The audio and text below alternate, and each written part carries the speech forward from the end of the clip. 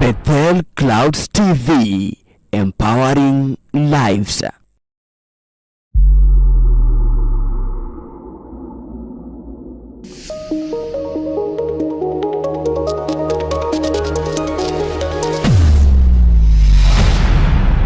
Bethel Clouds TV, empowering lives.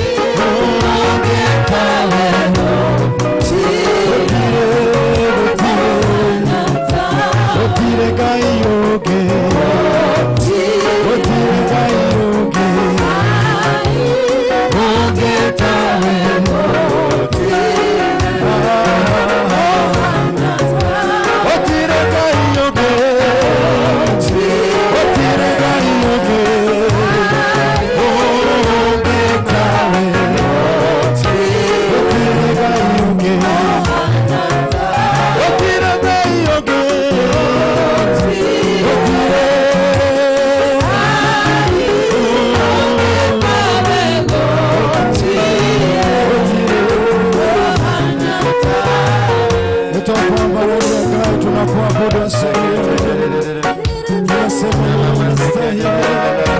hakuna Mungu mwingine.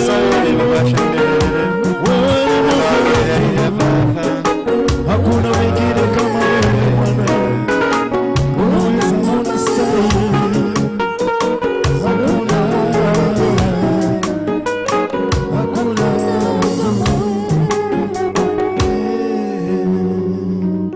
Father, we thank you, we give you glory and honor. Tunakuabudu asubuhi hii maana wewe ni Mungu. Unastahili kuabudiwa. Tunaunganika pamoja na makerubi na maserubi kusema unastahili. Hakuna Mungu mwingine. Nitwakuinamirira Ngai, nitwaguthaitha Baba utuonekanire. Turoerere bara ici Ngai, tuhotanire njira-ini citu Baba, tondu gutire Ngai ungi we nowe Ngai. Nikio twaikara haha Baba tuguthathaie na tugwite. Rĩĩtwa-inĩ rĩa Jesu Kristo ndahoya na ndetikia. Somebody say amen. Asanteni sana. Unaweza kumsalimia mtu ambaye mko karibu naye, mwambie tu karibu kwenye ibada za leo. Hata kama barabara zimefungwa nyingi. Wangapi wamekutana na hiyo disaster ya barabara leo? Yeah? Poleni sana. Hata mimi nilizunguka nikaenda mpaka Cabanas.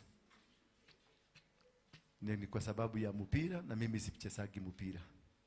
Na sasa wanafunga asubuhi barabara. Na mpira itachezwa saa 10. Hiyo ni kutumia akili ama ni kutumia ukasogo mwiki? Hiyo ni ukasogo mtupu. Kama wanajua wale watu wa kurusha mawe na wa kuingia kwa geti bila kulipa, si waende wawafugie kila mtu kwa nyumba. Sasa unazungusha. Nasikia watu wa Thika Road mnazungukia wapi? Kiabu. Yeah? Munaenda paka Kiabu? Kai. Na watu wa pande ya Rogai tumezungusiwa mpaka City Cabanas. Sasa unashindwa, mimi si mchezaji. Nateseka kwa nini? Kwa sababu ya raha ya mtu. Na hawa watu wanalipwa. Kasoko anawapatia 1 million. Mimi hajanipatia na amechoma mafuta yangu bure. Yeah? Leo ni 2.5. Wewe umeshirikishwa aje kwa? Ama ni tax? Mafuta ikunywe mwingi ndio 2.5 ipatikane. Najua kuna vitu vingine tunafaa tuvipende, lakini wao wanasababisha tuvichukie. It is not right kufunga barabara kwa sababu ya mpira. Kama watu ni wachokozi, ni wachokozi. Si yeye ndiye alinunua, si Kasongo ndiye alinunua hizo matiketi zote akaficha. Sasa Wajaruo wakasema tutaingia kwa kiwanja. Maana wanaambiwa nunueni online. Hakuna. Kasongo amenunua, amepatia wale watu wataenda kusema 2 term. Maana alikuwa na avoid 1 term. Maana Yesu asifiwe sana. Najua kutokuso hata kama unaweza kuwa na degree, lakini degree yako inaleta taswisi. Kwa sababu unaweza kuzuia watu wasiende kusema 1 term kwa kiwanja. Na huko ije kwa roho zao umetoa 1 term. Si bado wako na 1 term. Ununue, walinunua wakiwa na Zakaja matikiti zote za kiwanja. Na Wajaruo wanataka kuenda kuona mpira kwa sababu ni ya baba yao. Na sasa umenunua yote, umeficha ndio 1 term isifanyiwe isisemwe kwa kiwanja. That is wrong. Wewe Ruto, tumiaga akili wakati mwingine. Acha kutusubua hapa na mipira yako na 1 term. Kama ni 1 term ni 1 term, upende usipende. Omba Mungu na ufanye venye mliagana na Mungu, ukue 2 term kama itakuwa. Kini kusubua watu Kenya mzima, watu wengine wamefugiwa. Nasikia barabara sasa Rogai zimefungwa. Maana watu wa 1 term na wa mpira wameshikana sasa, wanasema wataingia kiwanja kia nguvu. Sasa GSU imeletwa. Na barabara zote zimefungwa, hakuna kuingia. Sasa difference ya maandamano ni nini na hiyo? Si wamefanya maandamano? That was their intention. Hivyo ndivyo walikuwa nataka GSU ikuje. Wamefaulu.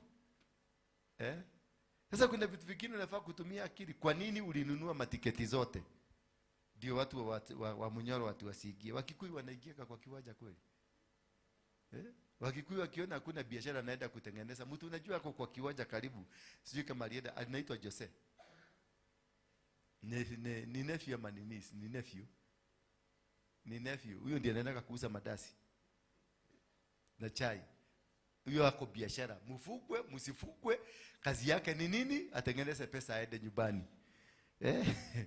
Ile kitu anatakaga masikio kusikia Kenya haijafugwa, haijashindwa, ndio akisikia wamefugwa afuge virago vyake atoroke, kwa maana ni mawe. Bwana Yesu asifiwe sana. That is very good. Nawapenda sana.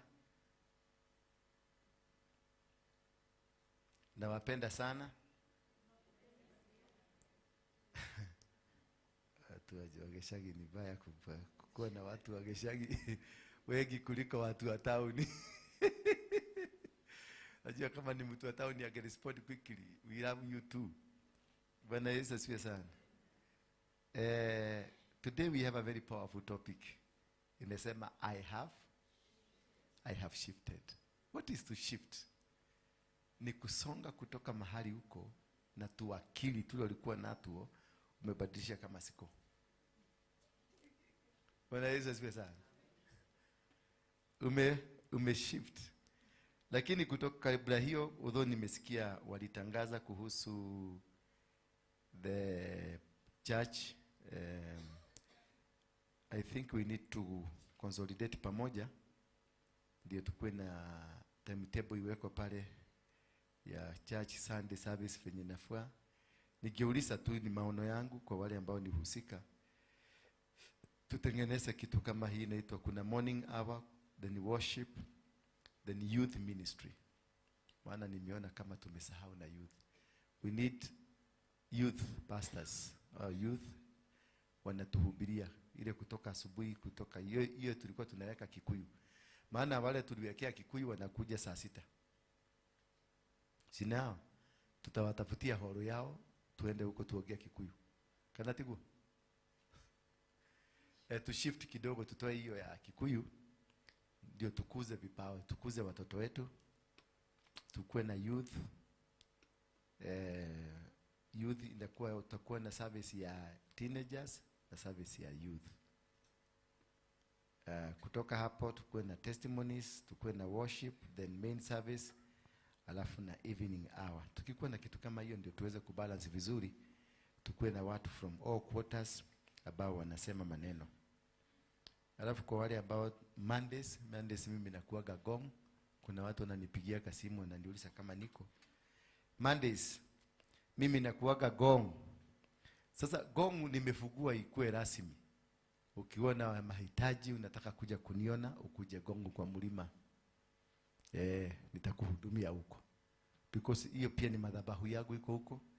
Unaweza kukuja huko anytime kutoka saa 9 usiku na tunatokaga saa 12 jioni.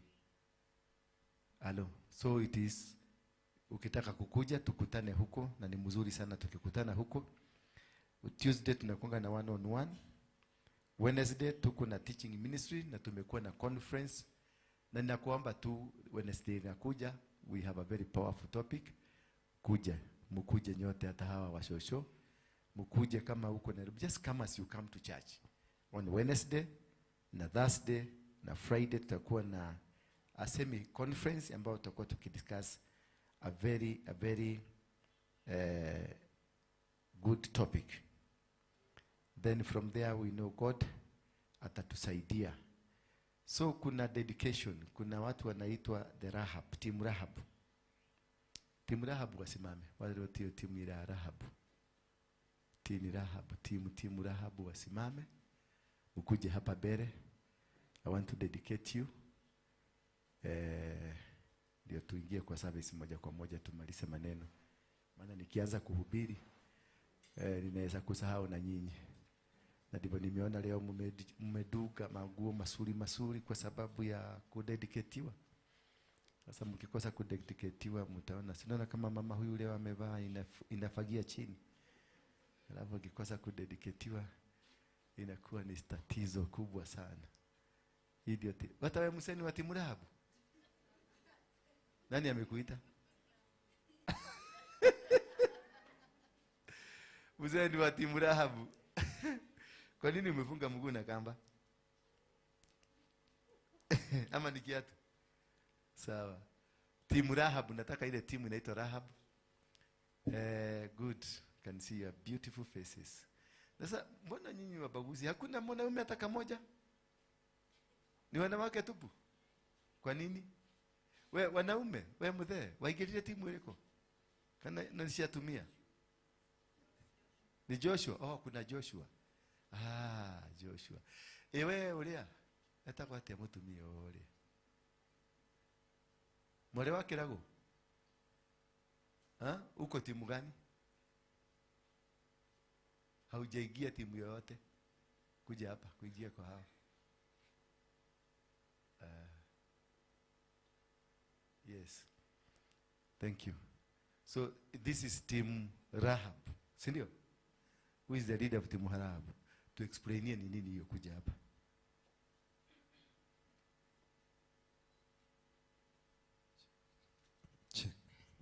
Bwana asifiwe. Team Rahab, sisi ndio wenye tulikuwa tuna feature spies ambao walikuwa wanakuja kuattack. So tuliwaficha, lakini ilikuwa ni kwa nia mzuri, manake sisi pia tulikuwa saved. Kwa hivyo sisi kazi yetu ni kufanya act of compassion. Hiyo ndio kazi yetu. Asante. The act of compassion. Thank you. Na hizi ni nini? Ni scarves. Haya, mtakuwa mpaka na scarves. Hebu ulete ni zibariki ndio ni msifuge. Ama mtafugia wapi? Hapa tu. Ndio mtuligie. Yes. Good. Tabali. Ugo do no ukerehe. Ni wale toria Yesu Kristo. Amen. Mubarikiwe. Mungu awabariki. Amen. May you be covered by the blood of Jesus Christ. Every of your endeavors zitimike katika jina la Yesu Kristo. Mungu awainue, awabariki kwenye njia zenu zote. Sasa chukueni kitambaa, fuka kwa kichwa. Leta hii. Thank you. Wewe fuga, utafuga mmoja. Wewe kuja. Utanifuga ama utafuga mtu mmoja? Haya, fuga mtu mmoja. Hujui nini? Sara. Nani anajua kufuga? Sara ukafuga gedo haa. Sara kwa university.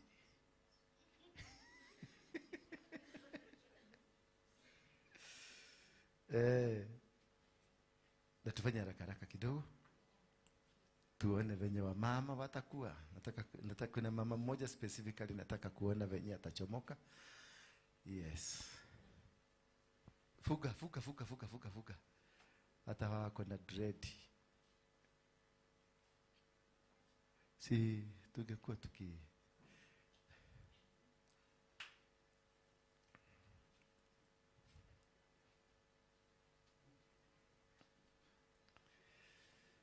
Yes. Lete moja. Yeah. Shukuru Bwana ni mwema, fadhili zake za milele. Mshukuru ni Bwana ni mwema, fadhili zake za milele. Ngoja uvukwe. Mungu wa miungu, fadhili zake za Bakoro do ikuwa hagitapa ya ureke woho fugua. Unalete haibu dogo. Kama hujui kufuga kitambaa, mama, mutumia wa modu. Fuga vizuri. Wewe, ako wapi wewe nafuga watu? Fuga haraka. Mshukuru Bwana Mwema. fadhili zake za milele. Aliyefanya mianga mikubwa, fadhili zake za milele. Amefanya mambo ya ajabu, fadhili zake za milele. Mshukuru ni Mungu wa mbingu, fadhili zake za milele. Pekee yake atenda maajabu, fadhili zake za milele. Tuseme fadhili zake za milele, fadhili zake za milele. Ya kwamba fadhili zake za milele, fadhili zake za milele. Tuseme fadhili zake za milele, Fadhili zake za milele. Wewe umefunga kienyeji, toa vifungo vizuri. Fadhili zake za milele. Mshukuruni Bwana wa mabwana. Fadhili zake za milele. Mshukuru Bwana ni mwema. Fadhili zake za milele. Mshukuruni Mungu. Funga venye inafaa kufungwa. Fadhili zake za milele. Hebu kuja. Nani nimeona amefunga vizuri? Kuja. Wewe. Simama hapa. Wewe kuja. Fadhili zake za milele. Fadhili zake za milele. Fadhili zake za milele. Mfuge hivi unaona imefugwa ya huyu. Ifugwa hivyo. Hata kuliko nyuma. Fadhili zake za yuko wapi yako? Fuka kwa kichwa mzuri. Fadhili zake za milele. Fadhili zake za milele. Saidia huyo. Yes. Fadhili zake za. Sasa utapata Bwana. Kujeni. Toeni viatu zenu mkuje hapa juu. Fadhili zake za milele. Fadhili zake za milele. Ya kwamba fadhili zake za milele. Fadhili zake za milele. Tuangalie huko. Fadhili zake za milele. Tuangalie huko. Fadhili zake za milele. Tuimbe fadhili zake za milele. Fadhili zake za milele. Ya kwamba fadhili zake za milele. Fadhili zake za milele. Tuimbe fadhili zake za milele. Fadhili zake za milele. Tuseme fadhili zake za milele. Fadhili zake za milele. Ya kwamba fadhili zake za milele. Fadhili zake za milele. Tuseme fadhili zake za milele. Fadhili zake za milele. Mungu muumba mbingu na dunia, ninakuabudu na ninakushukuru. Hawa wasichana wako, watoto wako wamejitenga kwenye kikundi wanachokiita kama Rahabu, kikundi ambacho kitafanya kazi yako jinsi utakavyowaagiza. Nimeona wamama wengi duniani katika mifumo mbalimbali ambao wamesimama na kufanya kazi yako. Ningeomba tu wapatie nguvu, mawazo mazuri, neema na ushindi na vibali vyote katika milango yote ya kidunia, wakaweze kupenya na kazi yao ikafaulu, na wakaongezeke, wawe mamilioni, wazalike kote duniani, kikundi ambacho kitakuwa na ushindi mkubwa katika kuendeleza injili yako, kuendeleza kazi yako. Hivyo walivyojiita, sio wao walijiita, ni wewe uliwatakia hivyo. Wapatie fanaka, faraha na hata washinde. Ushindi uwe katika nyoyo zao, ushindi uwe katika vinywa vyao, ushindi uwe katika mikono yao, miguu yao, mahali popote watakanyaga papatikane kitu kipya, kufunguke, bingu ikatembee na wao, bingu ikafunguke katika familia zao, katika kazi zao, katika biashara zao, na mahali popote na jambo lolote kwenye huduma wakaweze kufaulu. Wapatie upenyo, wapatie baraka, huruma zako ziwe juu yao, macho yako ya upendeleo yawaangalie, kidole chako Baba cha baraka kiwanyoshe. Wasaidie, wapatie maarifa na hekima kama vile ulivyompatia Sulemani. Waongoze kama vile ulivyompatia ujasiri, kama vile upatia Joshua. Baba, wapatie unabii na nguvu zako kama vile ulipatia Elijah. Uweze kuwapatia neema na vibali vya kutembea katika ujasiri wako kama vile ulivyopatia Musa. Wakubarike mahali popote, wawe na imani kama vile baba Abraham alikuwa na imani. Baba, watakapoenda wapate mahali kumekauka, hakujanyesha, kumekuwa na ukame, ukavu mkubwa, kama vile Isaka alienda Uai akapata kuna ukame, na kisha ukampatia neema na kibali, akapata mavuno na mavuno yakazidi, akatajirika kuliko mpaka serikali. Na hawa watajirike, watajirike kuliko hata serikali ya Kenya, watajirike kuliko hata dunia mzima, wapate vitu kutoka duniani, wa command blessings in all manner of the ways, in Jesus name. Sema amen. So may God bless you as you walk out. Tutoke hivi pandi, angalia, ende ni sasa, ende sasa, mulipite hivi. In the mighty name of Jesus, receive a special anointing, receive special favors in whatever that you do. May you succeed in every endeavor of your life. Everything that you do, may God bless you. May God cover you. The cloud of heaven iwakabe na iwafunike katika jina la Yesu Kristo. Somebody say amen. Na sasa kutoka sasa mtakuwa tukio kwa service kama hii, mtakuwa mnafuga hiyo kitambaa na mnakaa mahali pamoja, ndio mnaonekana vizuri. Sasa tutakuwa tunatega sehemu kama hii, tunasema hii ni ya team Rahab. Tunasema kama hii tunatega ni team Deborah. Sehemu kama hii tunatega ni team na nyinyi ndio mtakuwa mnakaa viti za mbele. You are the special people in the church. Thank you. Jipigieni makofi. Sasa si unaona? Sasa mlikuwa mnasema tuambie watu wafanye. Sasa mtu aabiagi watu. Unawacha watu wenyewe wajifu. Si wamejifuga kitambaa. Sasa mimi nikiambia wakisema nie kanitha kaudigo shoka gothika ukara hoita abaya. Sasa hiyo ndio style kutoka lini? Ukikuja kanisa unafuga mpaka masikio, funika masikio vizuri nusu. Funika nusu. Unafuga nusu hapo. Yes, good. Angalia mama kama huyo balance hapa kuja hapa. Wewe timu, enda balance kikosi. Hiyo ndio kikosi yako sasa. Pigana na watu.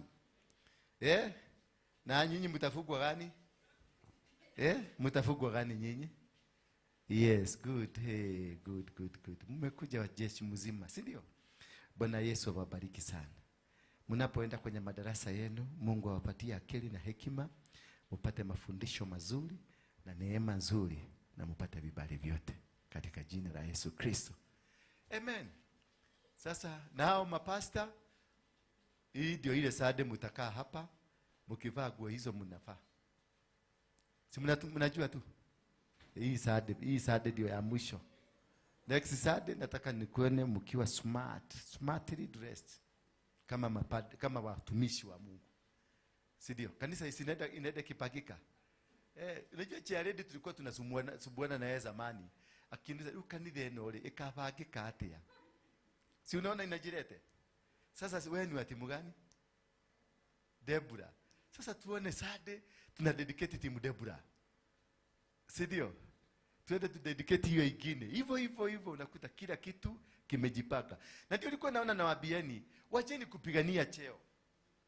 You are too few. Muko wachache sana. Nyinyi wote ni leaders.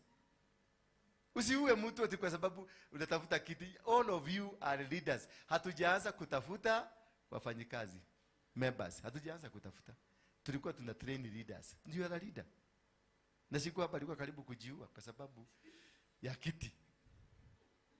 Na viti viko vingi na bado hatujapata. Bwana Yesu asifiwe sana. Hello. Tuko sawa sawa? Si Mungu awabariki sana. Kuna ako apile msichana tulikuwa naye kwa ofisi. Yeye amefunika kichwa yote. Alienda wapi? Kuna msichana tulikuwa naye kwa ofisi. Ule tulikuwa naye kwa mlima. Kwani kameenda tena? Simama tu, kuja tu. Wewe umesomea mambo ya journalism? Unajua kuchukua kamera? Kabisa vizuri. Mbona unaenda hivi? Unajua mambo ya kushika kamera? Vizuri. Umesahau, but ukilikuwa directed, but itakuwa sawa. Hiyo ingine iko wapi? Ni yule. Haya, utaenda pale. Lakini before that, nataka utupatie ka testimony kazuka moja. What is your name? Toa hiyo kitu kwa kichwa. Sasa what's your name? Kagore Kamau. Uligorwa na nani? Na baba yako? Yes. Ulikujaje huko?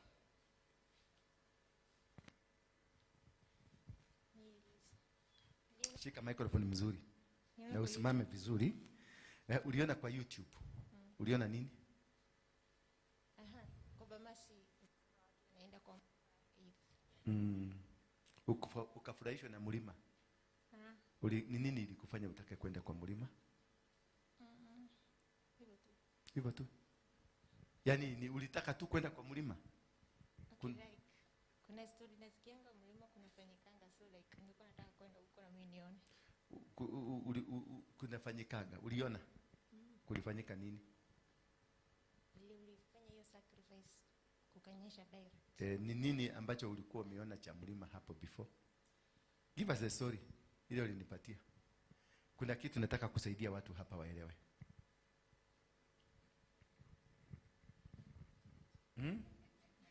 Ulikuwa naota aje? Ulikuwa naonanga aje vitu kama hizo? Nilikuwa naota najipata huko kwa mlima. Unajipata kwa mlima? Ulikuwa unajipata aje? Like nilikuwa naota najipata huko kwa mlima, and then nikaanza kujipata like tuko na ulikuwa unajipata mlima, ulikuwa unatembea, unapelekwa na gari ama unapelekwa na nini? Nilikuwa napaa. Ulikuwa unapaa? Kama ndege? Ni mara ngapi ulikuwa umepaa kama ndege? Ukijikuta kwa mlima ulikuwa unaenda kufanya nini? Nilikuwa naingia kuna place nilikuwa naingia napata kuna wanaume, they're not many. Like how many? Less than 20. Less than 20. Wamekaa huko kwa mlima. It's like nikaa nyumba yao, kila mtu ako na position yake, but kuna mmoja. An elderly man. So alikuwa ananiongelesha, but sijaijua chenye alikuwa ananiambia. Yaani alikuwa anaongea Kifaransa, Kiingereza, Kizungu, Kikuyu? Kikuyu. Lakini huwezi kumbuka alikuwa anakuambia nini? Alafu baadaye? So mimi hiyo kitu ikanisumbua kabisa cause iliwanga too much. So nikaenda for fasting for 3 days. But before niende, sasa nilikuwa naona clip zako kwa Bamasi. Sasa nikaanza na wewe kwa huo mlima. Ukaanza sasa mimi nikaanza kuja kwa mlima. Sasa mimi nikifika kwa mlima na wewe nakupata huko. Kama umepaa. Umekuja kama muhau. Uhau. Ukilandi huko unanipata. Nakupata. Nikifanya nini?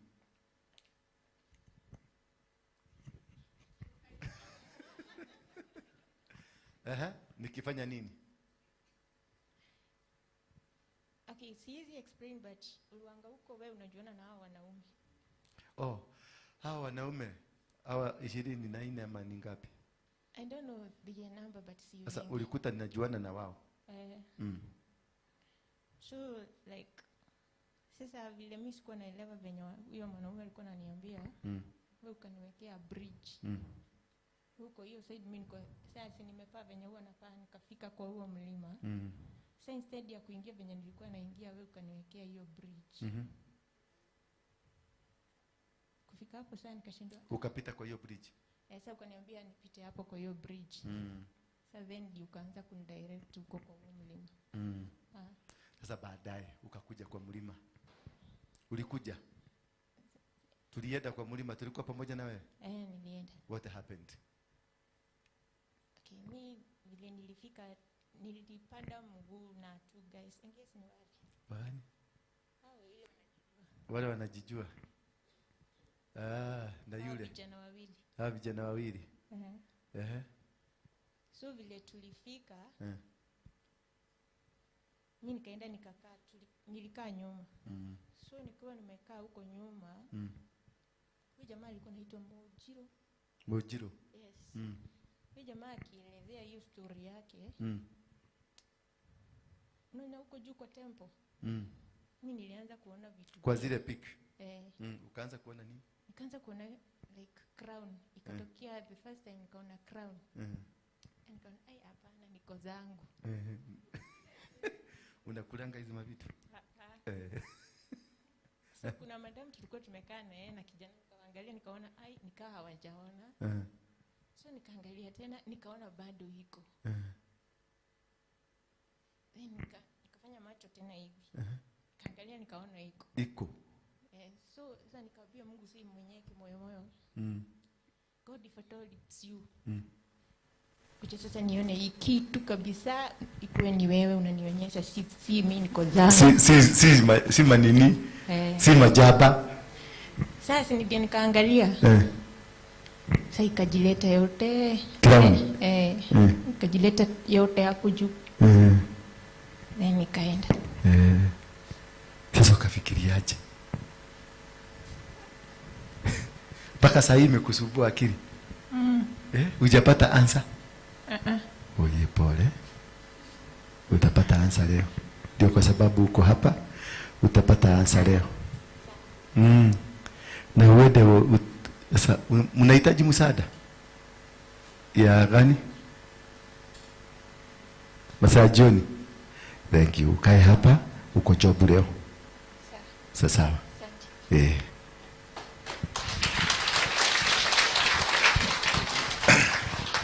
Mwambie mwenzako I have shifted.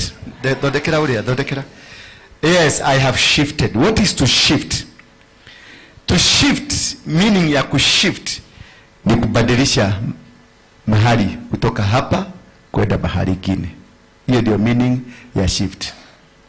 Meaning ya pili ya kushift ni kutafuta position moja kwenda position nyingine. Umetoka number 1 umeenda number 2. Bwana Yesu asifiwe sana. Meaning ya tatu ya kushift ni kitu kinaitwa transformation. Transformation ni kubadilishwa.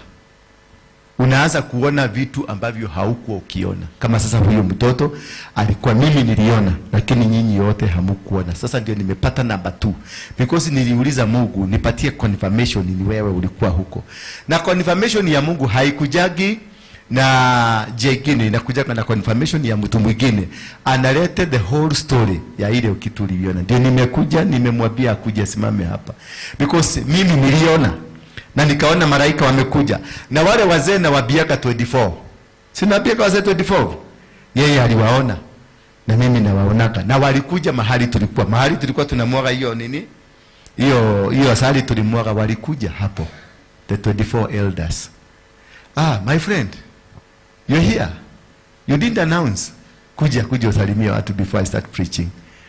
Wow, this is a grandson of my great friend Jenga Karume.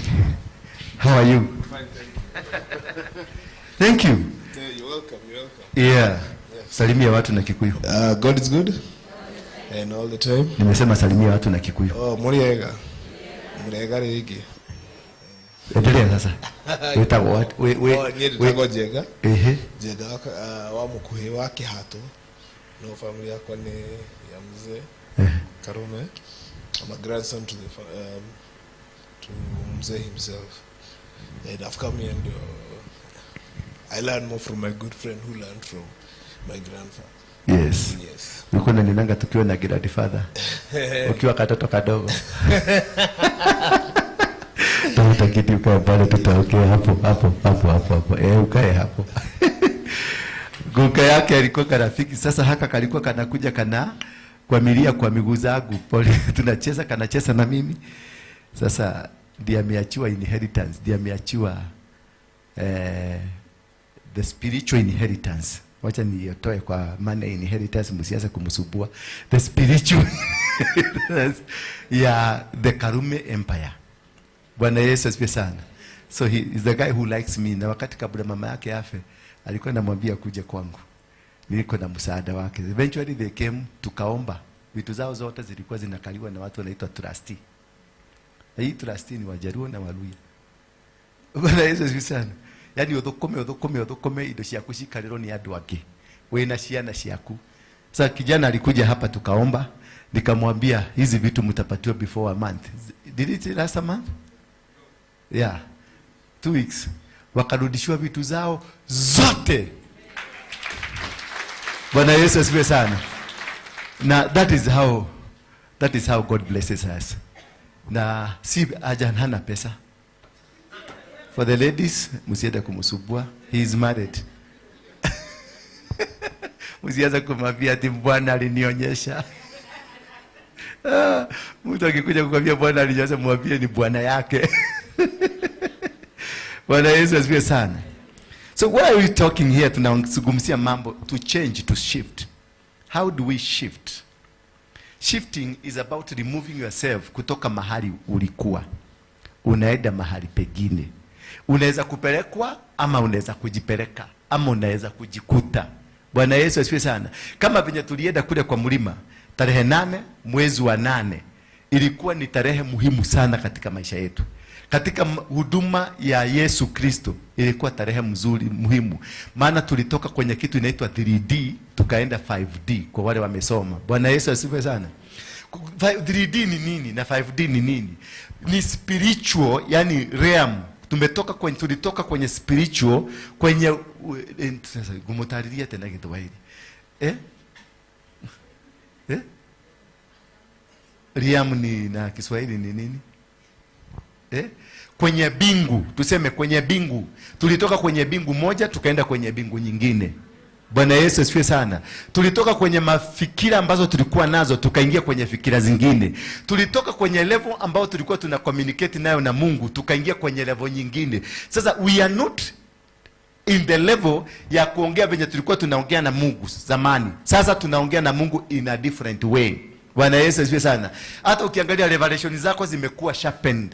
Dreams zako zimebadilika. Kuongea kwako kumebadilika. Umekuwa na power ndani yako, kuna power, spiritual power ndani yako ambayo haukuwa nayo. Maana ulishiftiwa kutoka kwa dunia hii, bingu hii, ukaingia kwenye bingu hii nyingine. Bwana Yesu asifiwe sana. Na hiyo ndio watu walikuwa wanaona. Unajua sasa ubaya ni kuna watu wanaitagwa manabii wa Mungu, wanaoneshangwa the real thing.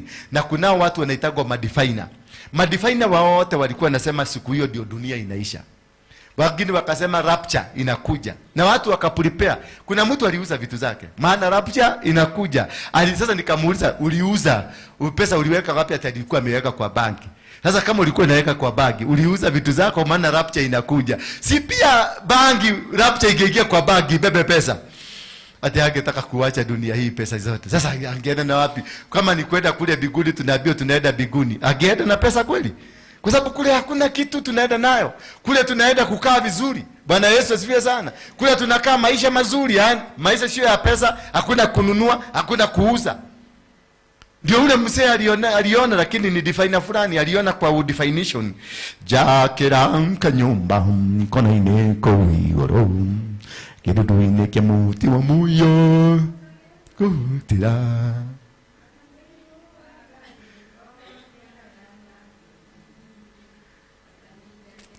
Nyumba ate jakeranka nyumba.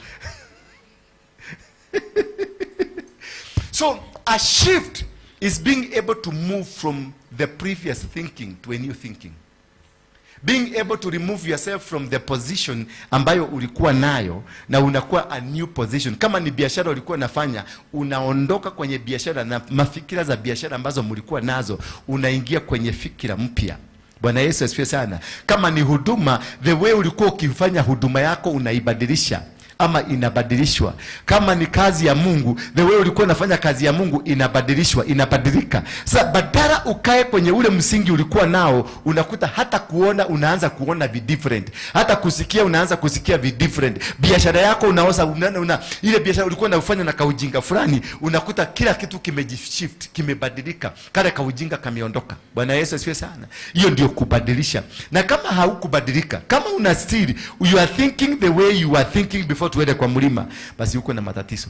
Na wale watu wote wengi Mungu alitaka kuwabadilisha kwa sababu alijua hawa hata nikifanya nini, nisipofanya hii jambo hawatabadilika. Ni wale watu walitembea mguu. Bwana Yesu asifiwe sana. Mungu alitaka kuambia sasa lazima mtembee mguu hata muanguke. Wengine walizirai kama Sharedi hapa. Alianguka chini. Alishindwa kupumua kaanguka chini. Maana Mungu alikuwa anataka kumhakikishia lazima mambo ubadilishe ndio alikuwa anafanya previously. Na ilibadilika sasa ukimwangalia Sharedi saa hizi yako hapa saa hii amekaa kiti ya mbele. Bwana Yesu asifiwe sana. Yes, and that is good. And this is what. Angalia mpaka worship team. Angalia venye ameng'ara. Si mnaona ni warebo sana. Asezi ameng'ara. Why? Because in the psychological and the spiritual realm tumebadilika. Kuna kitu mpya imefanyika.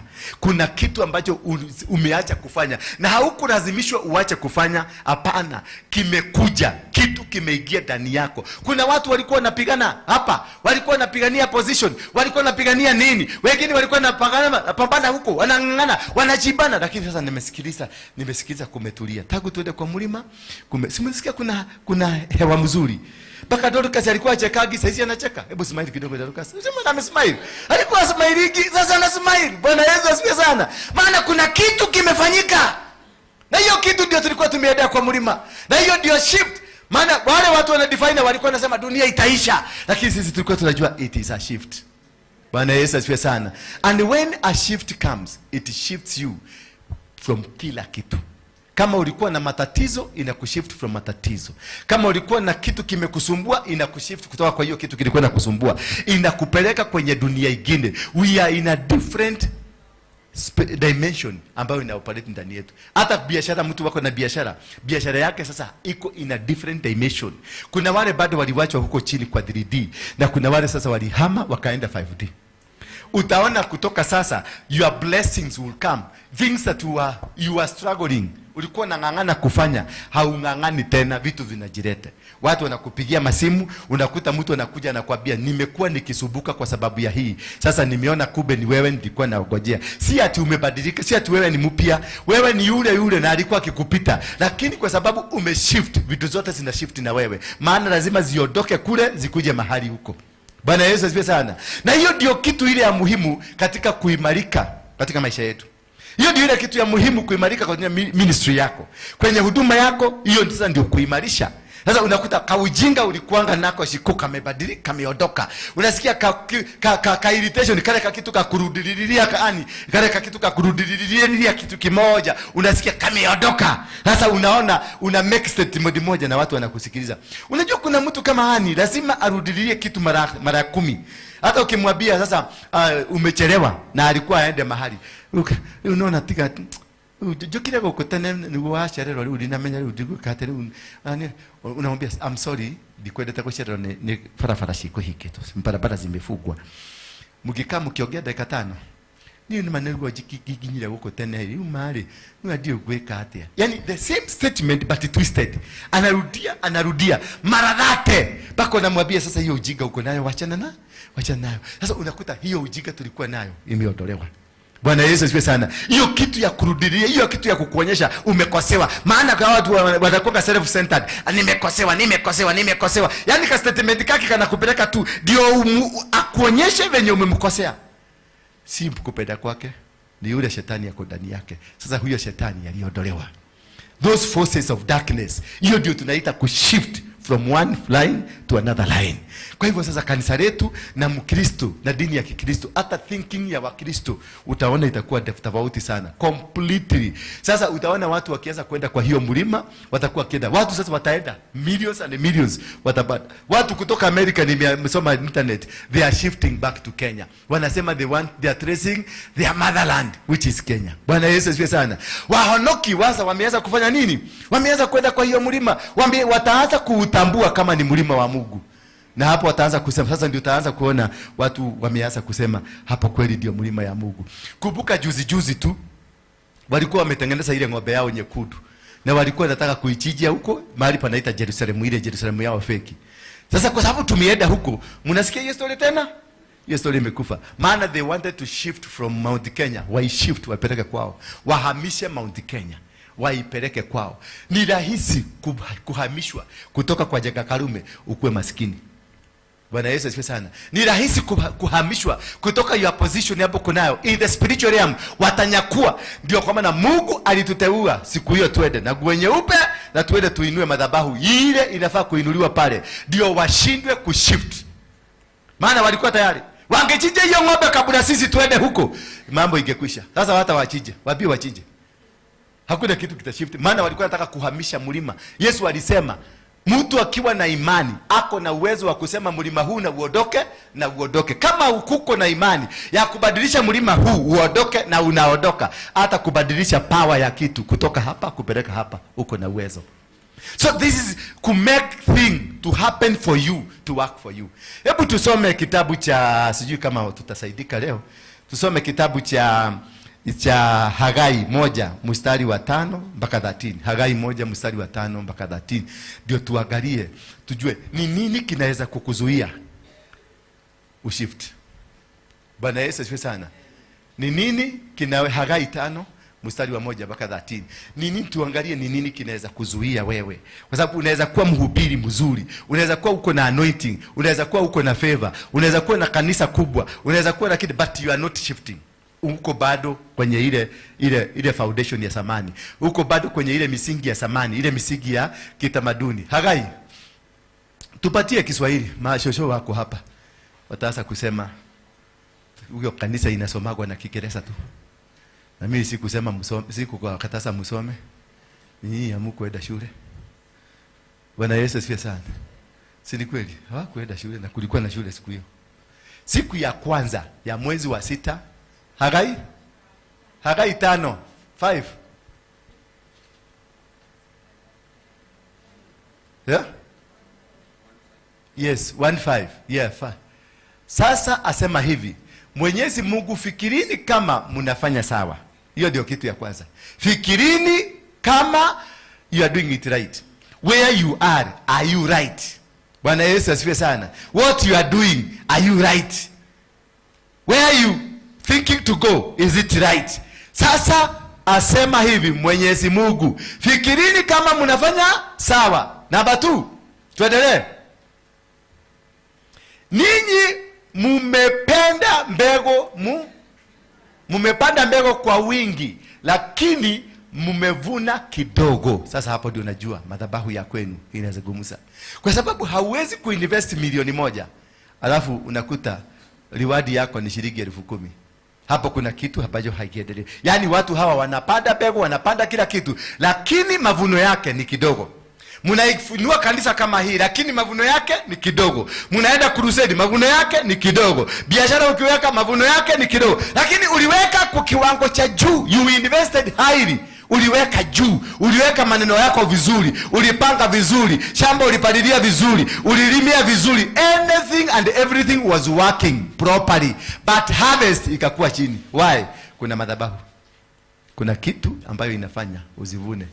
Maana unavaa kuvuna hata wakati kuna jua. Mtu anaitwa Isaka. Isaka ni mtoto wa Abrahamu. Kwa sababu ya madhabahu ya Abrahamu ile aliinua, wakati aliambiwa arudi Ai, maana alikuwa anataka kuja Afrika, Egypt, kukuja kulima huko kwa sababu kulikuwa na njaa. Bwana Yesu asifiwe sana. Wakati alikuwa ameanza safari ya kwenda Egypt, Mungu akamwambia hapana, rudi. Wapi? Huko ulikuwa unatoroka mahali kunaitwa Ai. Akamwambia rudi huko ulime. Na akamwambia Mungu huko kuna kiangazi. Ukisoma Biblia inakusomea namna gani? Kulikuwa na kiangazi miaka 3. Na kabla ya hiyo miaka 3 ni mvua moja ilinyesha, miaka ingine 3 huko nyuma kulikuwa na kiangazi. Akaambiwa nenda ukalime huko. Alipoenda kulima, kwa sababu ya maagano ya Abrahamu na Mungu, huyo jamaa alilima kukiwa na jua. Visima vilikuja na akavuna. The Bible says alitajirika kuliko serikali. And the man became wealthy. Alitengeneza mali kubwa. Why? Because there was favor moving with him. There was a condition ambayo ilikuwa inarahisisha maisha yake. There was a condition yenye bali kwa inafanikisha kila kitu anafanya. Yaani akiweka hata kama kuna jua, there was favor. There is a condition that makes things work for you. There is a situation that they will come, automatically come. Inakusaidia, inakufacilitate. You move to the next level. Ukitoka hapa ukienda, unakuta ni kama dunia ilikuwa imekungojea.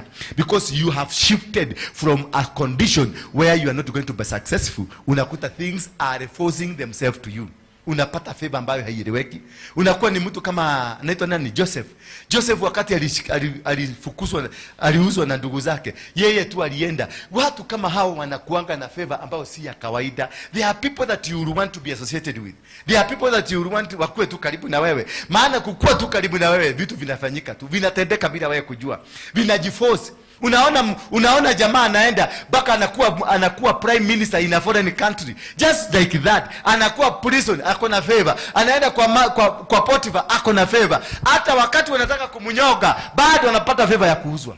There are people that are in your life, wanakujaka tu kwa maisha yako, na hao watu ni wa muhimu na ni dangerous sana kuelewa. Na wakati mwingi mtu kama huyo akikuja, mshike vizuri na utembee naye vizuri.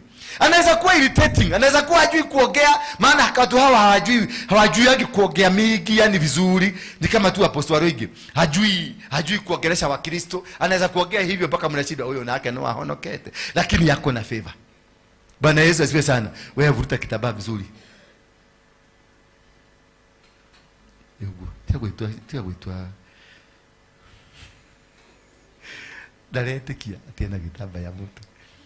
Bwana Yesu asifiwe. Kuna watu, na hao watu wamesababishwa kwa sababu ya madhabahu.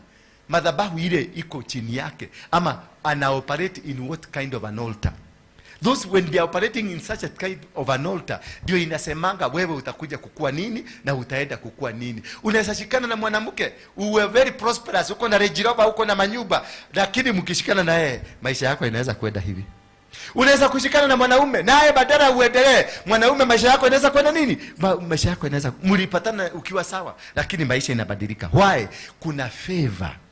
Na hiyo favor inatokana na madhabahu. Wewe huyu mtu kwao ni madhabahu gani inatawala? Bwana Yesu asifiwe sana. Ndio unaona ninyi mmepanda bego kwa wingi. Yaani bego zilipandwa 800 lakini zile zilitokelezea ni bego 200. Kumaanisha there is an obstruction that is hindering you from the shift. Maana wakipanda bego walikuwa na matarajio ya kutajirika. Wakipanda bego walikuwa na matarajio ya kushift from maskini kwenda huko kwingine. Watauza. Maana huyu jamaa anaitwa Isaac alipanda kukiwa na jua. Alipanda kukiwa na kiangazi, lakini alishift from poverty, from lack to something successful. Bwana Yesu asifiwe sana. So ukiangalia mavuno, unaweka pesa yako inaemezwa, unaweka pesa yako inamezwa, unaweka kitu yako inamezwa, basi kuna kitu inazungumza. Na hiyo kitu lazima uanze sasa kuaddress, maana hiyo ndio inakuzuia kuingia kwenye hiyo level nyingine. Kuna watu tulienda na wao kwa mlima lakini hawakushika kitu. Bwana Yesu asifiwe sana. Unaona msichana kama huyu ni mgeni kabisa, aliniona kwa Bamase lakini alienda huko na akashika. Kuna kitu hakukwambia. Nyinyi yote naona mali nilimwaga asali nikamwaga maziwa na kile, alienda hapo. Ulichukua nini? Yeah? Alafu uliomba hapo. Uliambia Mungu namna gani? Hiyo madhabahu ikutetee. Unaona huyu msichana sidhani kama umeokoka kabisa, ile ya ukweli ama ni ile ya jua kali. Ni ile nusu ile 50-50 kulingana na matatizo. Unaona hajaokoka vizuri, lakini alielewa. Alirudi kwa hiyo madhabahu na akasema, hii madhabahu kwa sababu nimekuona pale kwa mlima na nimekuona sasa hapa, hii madhabahu na initete. She understood the mystery of altars. Alienda na akasema na hiyo madhabahu, akaiba, kwa sababu nimejua hapa umeinuliwa, na kutoka leo kwa sababu umeinuliwa utakuwa nafanya kazi kubwa katika taifa ya Kenya, na mimi katika ukifanya hiyo kazi unikumbuke. That's the secret of altars. Bwana Yesu asifiwe sana. Simuliona ule mtu huyo Mojiro. Mimi sikuwa nimeita Mojiro. Mojiro alikuja. Nilimkuta Mojiro hapa. Mojiro wa juzi walikuja hapa na watoto wake na mke wake na mother in law walikuja hapa juzi last week. Na akaniambia this was his first church kuigiza mguu. His first church. Na watoto wake wote wamefuka madreadlock. Hao ni wa dunia ingine. Hata mke wake hajawahi kanyagisha, lakini walikuja wapi? Maana kile aliona huko alikuja akakiona hapa. Bwana Yesu asifiwe sana. So tuliweza kumshift kutoka a little faith akakuja mpaka kwa kanisa, na akakuja boldly, na akakuwa proud, na akakuja akasema nisimame kwa madhabahu nipigwe picha, because tulimshift. Na yeye kule kwa mlima alitumika kutushift. Bwana Yesu asifiwe sana. Maana sisi hatuko, Mungu alikuwa amemtayarisha na maneno ambayo atayasema ndio sisi tu shift. You need that person that qualifies you to the next level.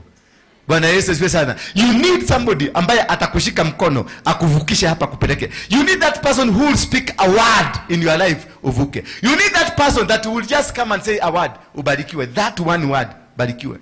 Na inakubadilisha maisha yako. That is a person you need to shift. That's a person you need to walk with. That's a person that you need. Na kunao pia wa kinyume akikuja tu kwa maisha yako, one day biashara yako inaaguka. Bako unashindwa ni nini na promosha dunia. Unaona ni kama dunia yote imeanza kutikisika because of that one person mwenye alikuja kwa maisha yako. That one person because amebeba madhabahu ambayo si mzuri. Kuna watu mnaweza kushikana kama praise and worship venye mnakuwa kama mzuri, tuleta mtu muimbaji. Muibaji. Sema muibaji. Mtu anaibaga mpaka unasikia huku kukitetemeka.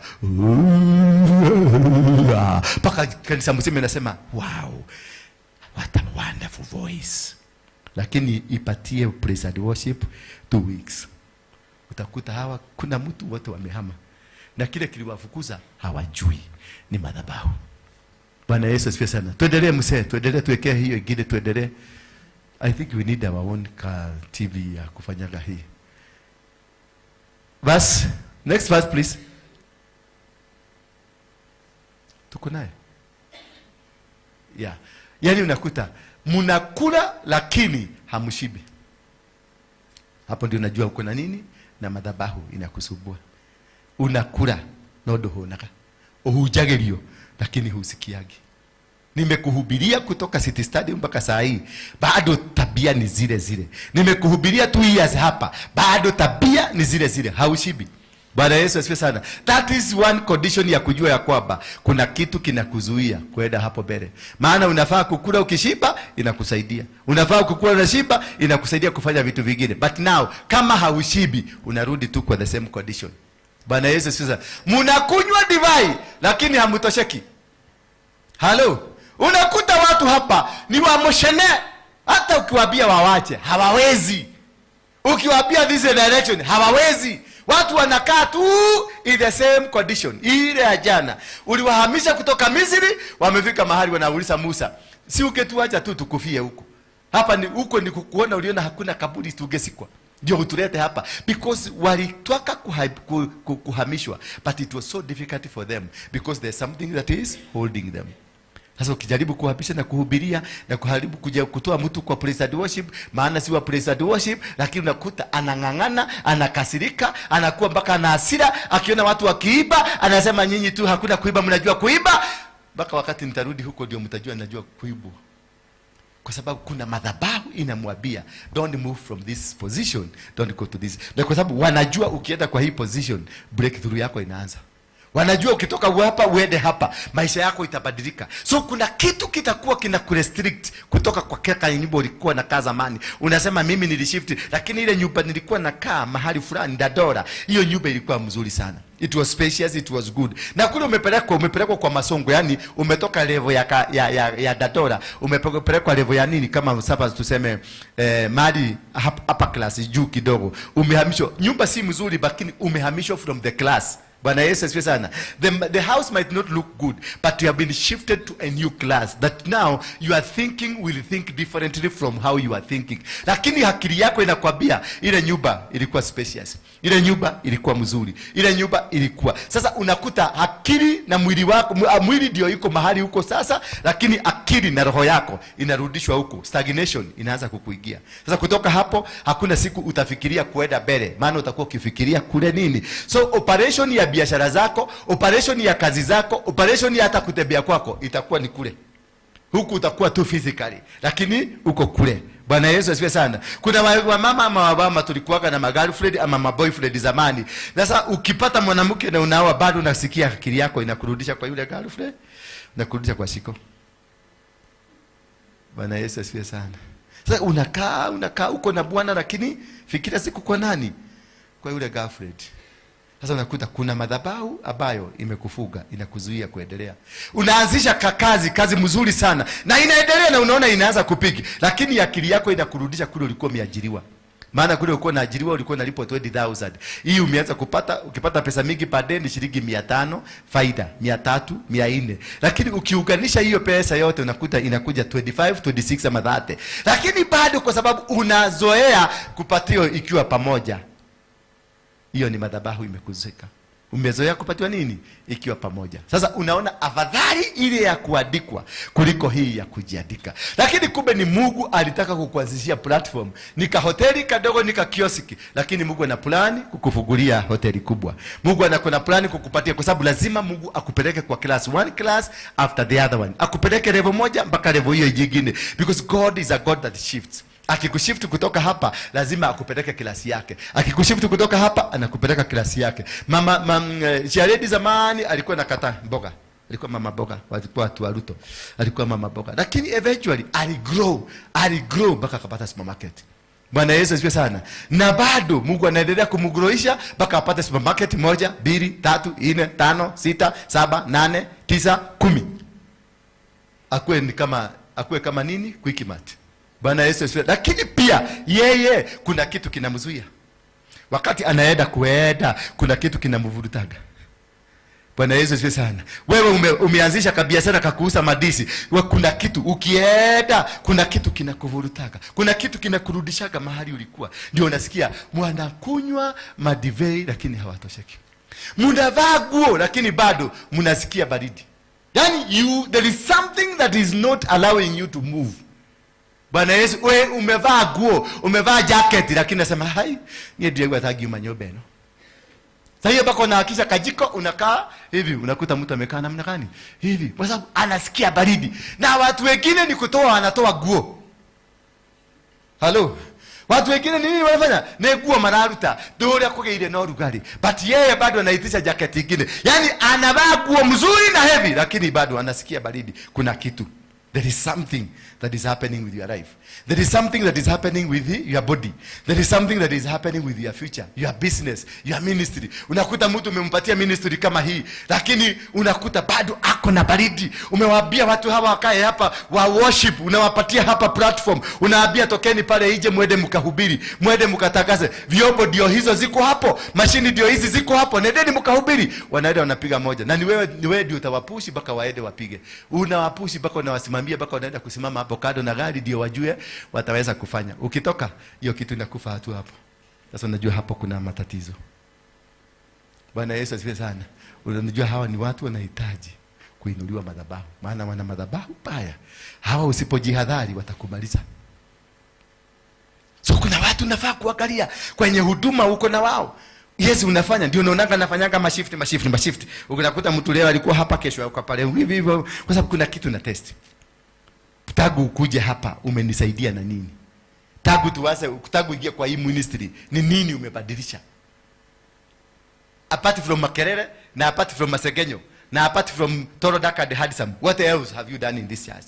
So hiyo nitaangalia before I give you a position, before I give you anything to hold, before I give you anything. I want nikupatia responsibility. Responsibility takurushia tu kamoja tu kakukutest, na nitakurushia kamoto kakukuchoma ndio uchomeke ukibia hapa tena. Wananisegenya, wananisema mambo baya. Watu hapa ni watu very evil. Ni evil kwa sababu ya evil. An evil mind will only attract an evil mind. Bwana Yesu asifiwe sana. Yes, huwezi kupata ati ni mwewe wanatembea na vifaraka. Hapana. Haiwezi. Kuna kitu kibaya na wewe. That is why the attraction yule unapata ni attraction ya kukuagusha.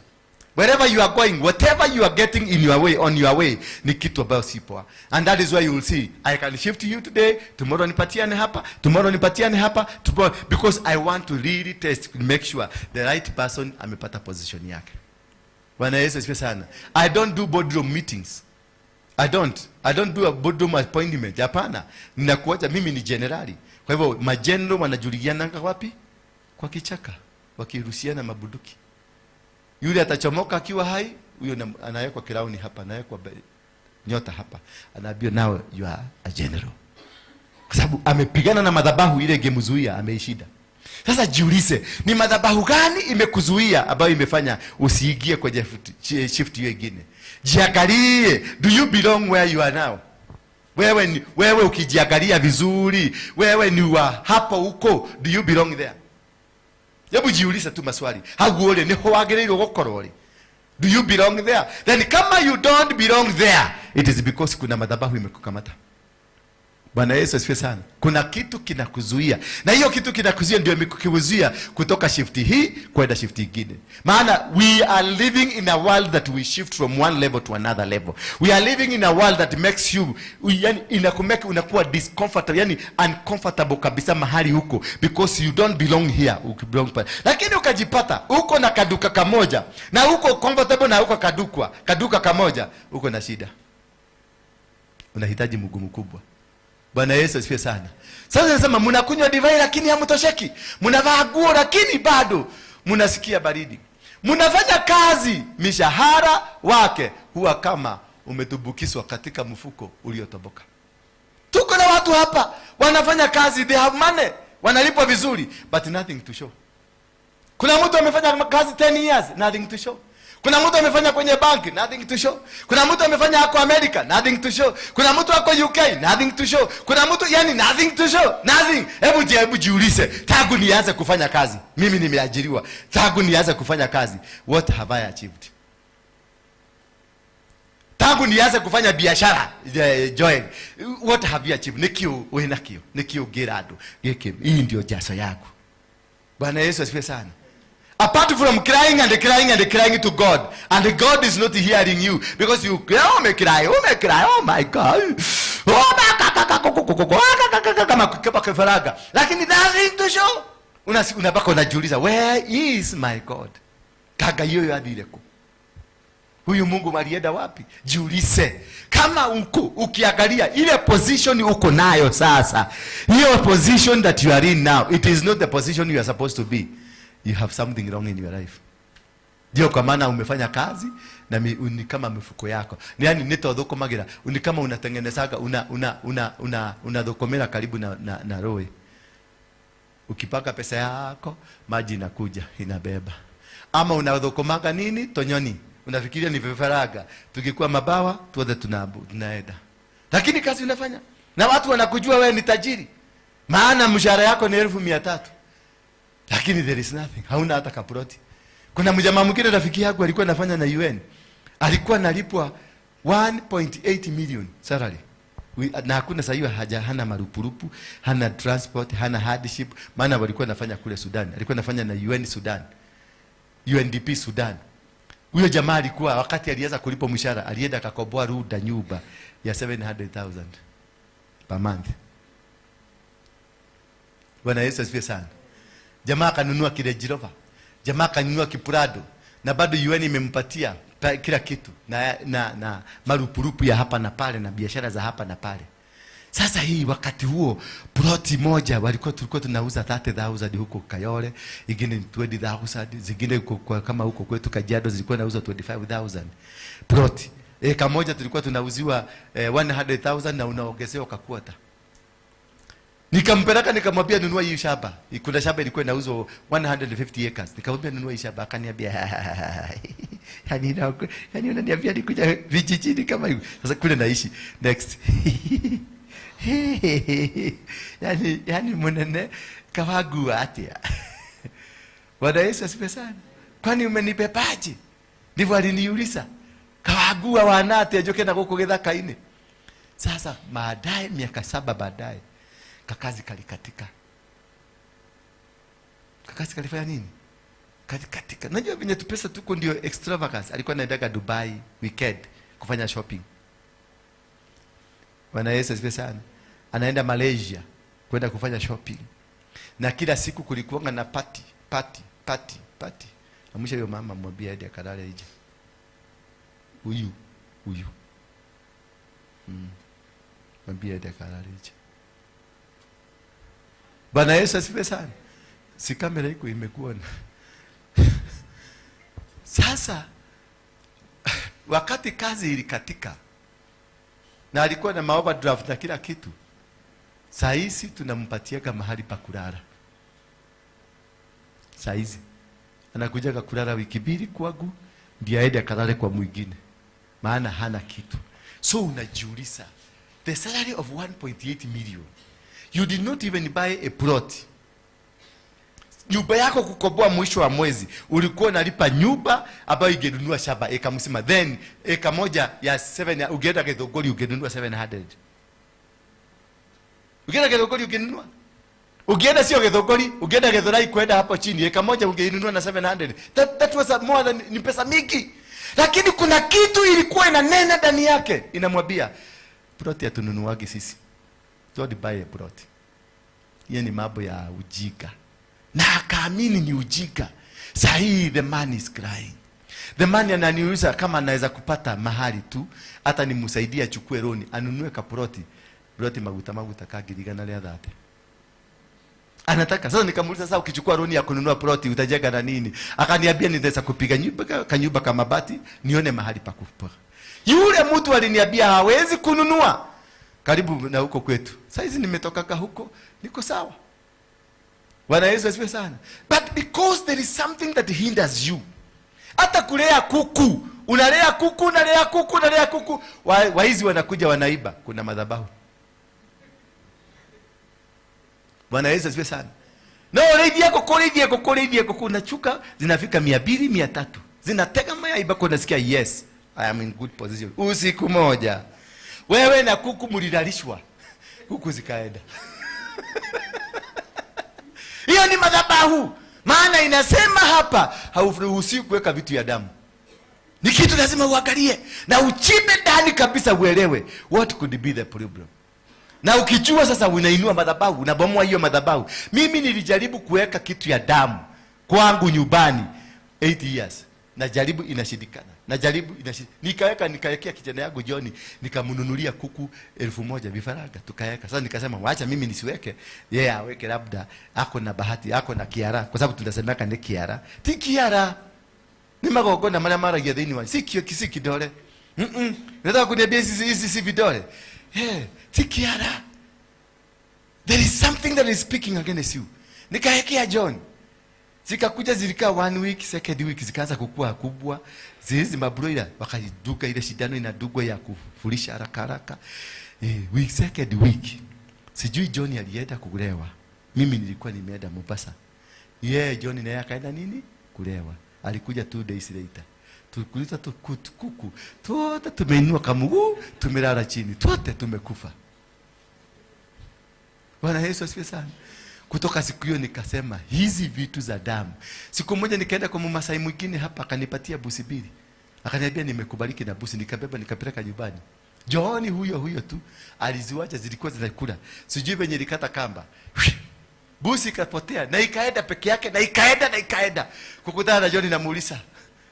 Alinionea bali akakuja, dadi, ni kama tumempoteza busi. Sasa nikaona kama nimnyanyue nimpigize chini, lakini nikakumbuka vifaraka vilienda hivyo. Nilikuwa na nguruwe mingi.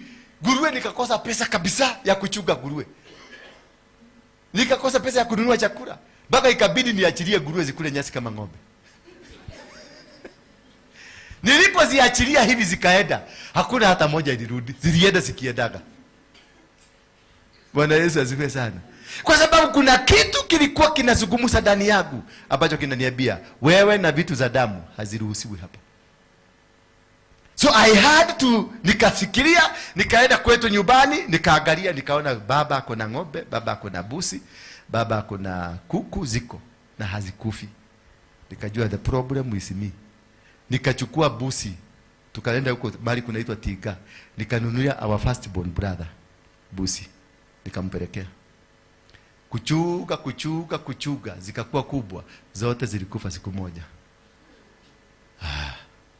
Nikasikia my brother huyo mwingine anaitwa Maina alikuwa ameweka makuku, zote zilikufa 1 day. Nikajua hapa maneno si mimi, maneno si brother yangu, maneno si ya huyu, maneno ni ya kwetu. Sasa ni kwenda kuchibia kwetu. Ni nini kinaweza kuwa kilifanyika kwetu? Kunaweza kuwa kuna dhambi ilifanyika ya mnyama. Kunaweza kuwa kuna dhambi ama madhabahu ilifanyika ya mnyama, ndio hii inatukula sisi watoto. Maana haiwezi kugusa baba, inatugusa sisi.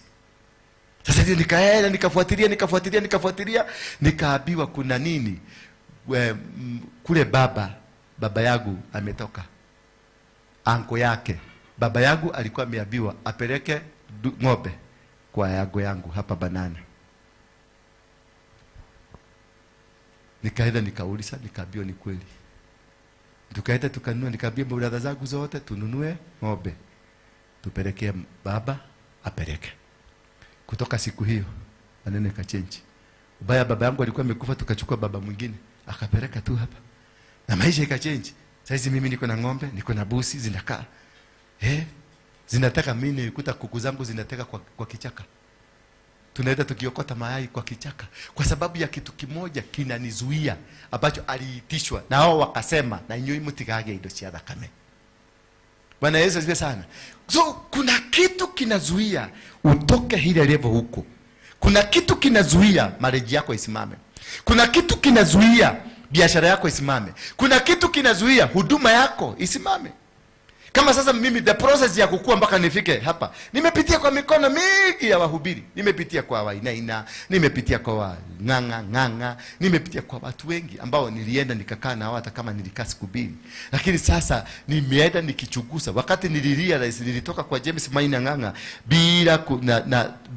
bila uzuri, maana tulitoka kama tumeinukiana vizuri, mpaka kaenda polisi kuripoti nataka kumumaliza. Hana alikuwa anataka kunikomesha na mimi ndio nimempatia kiwaja.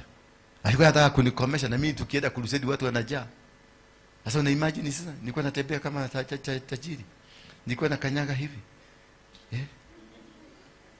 Kwa sababu naona ako pale ako na watu wakiogea, sasa nakuja napita tu karibu na yeye ndio watu wote wageuke hivi waniangalie.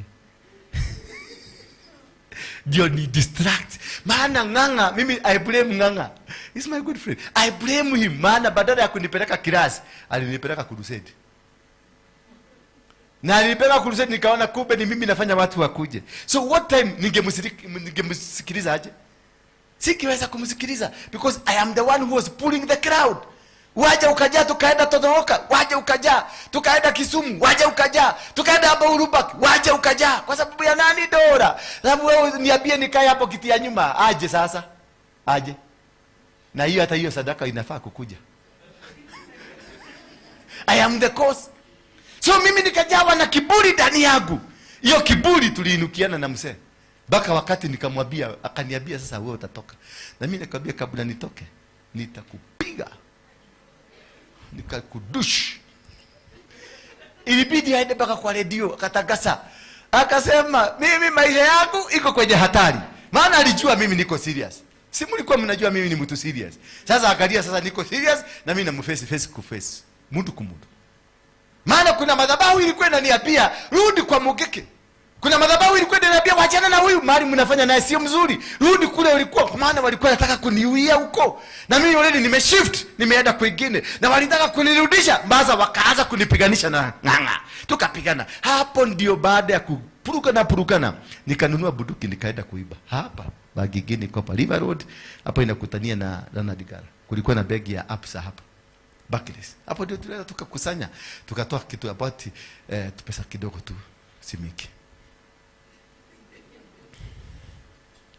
Bwana Yesu asifiwe sana. Hallelujah. That is what you have to look at. Could there be something ambayo imekuzuia kushift? Could there be somebody speaking against your life? Could there be an authority that is against you? Could there be a word? Kuna neno linaweza kuwa lininenwa katika familia yenu linakuvuka. Bwana Yesu asifiwe sana. Sasa angalia hawa wamewachwa tu, hawa ni wa majukuu, mayatima kwao. Karibu the entire almost every son wameenda na sotas. Yes. Why? Because kuna madhabahu. Baba alikuwa tajiri lakini watoto wote wamebebwa. Sasa unaanza kufanya mahesabu. Huyu mzee labda kuna vituko alifanya, mama kuna vituko alifanya. Sasa hapo that is how you go, you do your research, you do spiritual mapping, go backward. Paka uadasadi huyu mzee maana alikuwa mwanasiasa. Unajua huyu mzee alikuwa mkora sana. Wale wakora kabisa. Alikuwa kwa serikali zote. Na ndio awezane na Moi, awezane na Kenyatta, awezane na Kibaki, awezane mpaka na Uhuru, awezane na kila mtu. Alikuwa anafanya, na ndio alikuwa first person to own a car, si ndio? Wakati ya mkoloni, wakati wa Kikuyu wako kwa kichaka, yeye alikuwa na drive. aendagia makara Moro, Elbagon. Alikuwa anauza makaa. Alikuwa anauza makaa ile mingi sana. So unachibua ndio hivi vitu zake zikuje kwa mikono yako, because sasa utajiri yote mimi niliambia Mungu azilete kwako. You come bigger, a million times bigger than him. Na utakuwa kama sisi tulisema tu, tukasema 1 week koti kasema hata sasa utajiria hiyo mzee yote imerudi kwako. Lakini kwa identify tulipo huru, usifanye hivyo venye alifanya. Labda ni mzee alifinya. Ndio wazee wa zamani ndio watajiriki walikuwa na finya watu kidogo kidogo, wanazima watu. Sasa labda alifanya kitu kama hiyo. Lakini sisemi alifanya. Usiende kwenda familia tukaa kikao, ati familia kuja sasa ni kuna nabii alisema. Bana ni nakupatia suggestion ufukuke. Uende uangalie ndio hii mali uchunge. Utakuwa na migi, utaenda international all over the world. Hizo makabuni Karume investment, Karume holding, hizo zote. Na ukumbuke pale boy Kamite venye watu wamefinywa. And through his name watu wamefinywa. Tulikuwa wapi? Bwana Yesu asifiwe sana. So this is what I was just nilikuwa nataka tutuelewe. Uelewe ni nini hii imekuzuia ushift. Turudi hapo baba. Ile kitu imekuzuia ushift ni nini? Ile kitu ya sasa umeenda mpaka Tanzania uwe ni muibaji. Lakini uibaji yako mimi najua sijai hata sikia wimbo yako hata moja. Sijai sikia hata hapa haibagi. Anaibaga hapa. Ushaisikia? Moja tu. Imagine nyimbo za wenyewe anajua kuiba, lakini yake haipatiangi push. Haipatii push. Na hako na platform hapa mpaka ma TV zote zinamwangalia. Mwenyezi Mungu wa majeshi asema hivi, fikirini, ameturudisha, kama mnafanya sawa. Mwenyezi Mungu wa mbinguni anasema nini? Fikirini kama mnafanya sawa. Kana ni mureka wega. Kana we haria hagereire. Fikiria vizuri ujiulize, am I in the right position? Am I where I'm supposed to? Am I in the right marriage? Hata marriage inaweza kuwa wrong. Ndio kwa maana you are struggling. Bwana Yesu asifiwe sana. Uko kwenye huduma, uko kwenye kanisa ambayo Mungu anataka ukue. Uko kwenye huduma ile unafanya, is it the right huduma ambayo unafaa kufanya? Bwana Yesu asifiwe sana. Where are you? Unafanya fawa. Sasa basi, nendeni milimani mukalete miti. Mulijenge upya hilo hekalu nipate kulifurahia na kutukuzwa. Nendeni mufanya nini? You shift from where you are and rebuild. Bwana Yesu asifiwe sana. Hiyo maisha uko nayo, shift from it and now rebuild. Jenga maisha mpya. Hiyo biashara uko nayo, vuja, rebuild. Kuja na maono mazuri. Badilisha mpaka majina. Maana jina linaweza kuwa ndio linakuzuia. Jina ile unaita kampuni yako inaweza kuwa ndio problem. Jina ile unaita huduma ndio problem. Jina ile unaita ndio problem. Change the names and come anew. Anasema rudi hapo nyuma kidogo baba. Verse 8 quickly. Verse 8. Sasa basi nendeni wapi? Ndio kwa maana tulikuwa tumeenda milimani. Bwana Yesu kutafuta miti, mukalete miti. Tulikuwa tumeenda kutafuta pawa mpya. Maana tumeona tumesukuma huduma na huduma haikuji venye inahitajika. Bwana Yesu asifiwe sana. Tuko na sifa lakini kuna kitu hapa tumekosa. Sasa unaenda kwa milima ukata miti. Ndio mulijenge upya. Tujenge upya our institution. Tujenge upya our family orders. Tujenge upya our family systems. Tujenge upya our mindset. Tubadilishe ile mindset tulikuwa nayo ya kupigana, ya kunyang'uyana, ya kurogana, ya kunini, ya kujihisi wewe ni kama ni wewe na kama si wewe ni wewe. Haleluya. Mama kwenye hiyo biashara kama imekatana, haja kuendelea kukaa kwenye biashara haikui. Kama kuna kadoa huko ndani ya kadoa, kama ni kabafureka kuniko huhereria tu niko kahuhereria akahuhereki hutoka enda huhereria ikine. Fanya kukatalia mahali. Ama ende kwa milima, tengeneza kitu ikine mpya. Tengeneza. Amesema sasa basi nendeni milimani, mukalete miti, mulijenge upya hilo hekalu nipate kufurahia na kutukuzwa. Apate yeye Mungu apate. Sasa hiyo biashara yako labda haifurahishagi Mungu. Hiyo ndoa yako haifurahishagi Mungu. Hiyo huduma yako yako ambayo uko nayo haifurahisha Mungu. Wenda ujenge upya, nenda utapata nguvu. Milimani tunaendaga kuchukua nguvu. Milimani tunaendaga kuleta nguvu mpya. Unabadilisha system yako yote. Kama sasa simuona nimeanza kuomba ho. Hawa mama ungiwaambia wavuge kitambaa. Nilikuwa nimeomba, nimeenda mpaka mlimani kuomba wafikiwa, yani wafuge. Siku moja nikatesti huyu mama, anaikuwa wapi mama huyu Maria. Alikuja leo. Ameenda kukula sakramenti ya Father. Sasa Monday akikuja hapa, ile story atakuwa nayo ni ya kutuambia fanyeni hivi, fanyeni hivi. Maana ako Bwana Yesu asifiwe sana. Halo. Yeye ndiye alikuwa nikamwambia tufuge vita. Akaniambia hapana, unajua kitambaa, unajua ni Mkatoliki, lazima kifundishwe, kina mafundisho yake. Mtu anafundishwa miaka 2-3 kuhusu kitambaa. Nikauliza tutakaa miaka ingine 2-3 ndio tu shift. Unasikia roho yake amenirudisha kwa pop ndani, tufundishwe miaka 2 ndio nikulishwe kiapo. Mpaka kaniletea vitabu zao, nikulishwe kiapo. Nifanya nini ndio kitambaa kikulishwe pia kiapo, kizungumziwe, kifanywe maneno, kifanywe nini ndio sasa tuseme kitambaa kitafungwa. Lakini Mungu ameniambia wakati wa kufunga kitambaa kwa kichwa imefika. Bwana Yesu asifiwe sana. Na yeye ananiambia mafunzo kwanza. Sasa mimi najua geke nikyo kehiko kila kegegiria ginyuki hali haki. Leo ukaisharia timu ige, unatengeneza timu nyingine pole pole, unakuta unaomba Mungu waweke mawazo. Mimi nimestuka kuona vitambaa wapi leo. Sharedi sasa maneno ni gumu. Niliambia Sharedi hapa kwa ofisi. Apostle.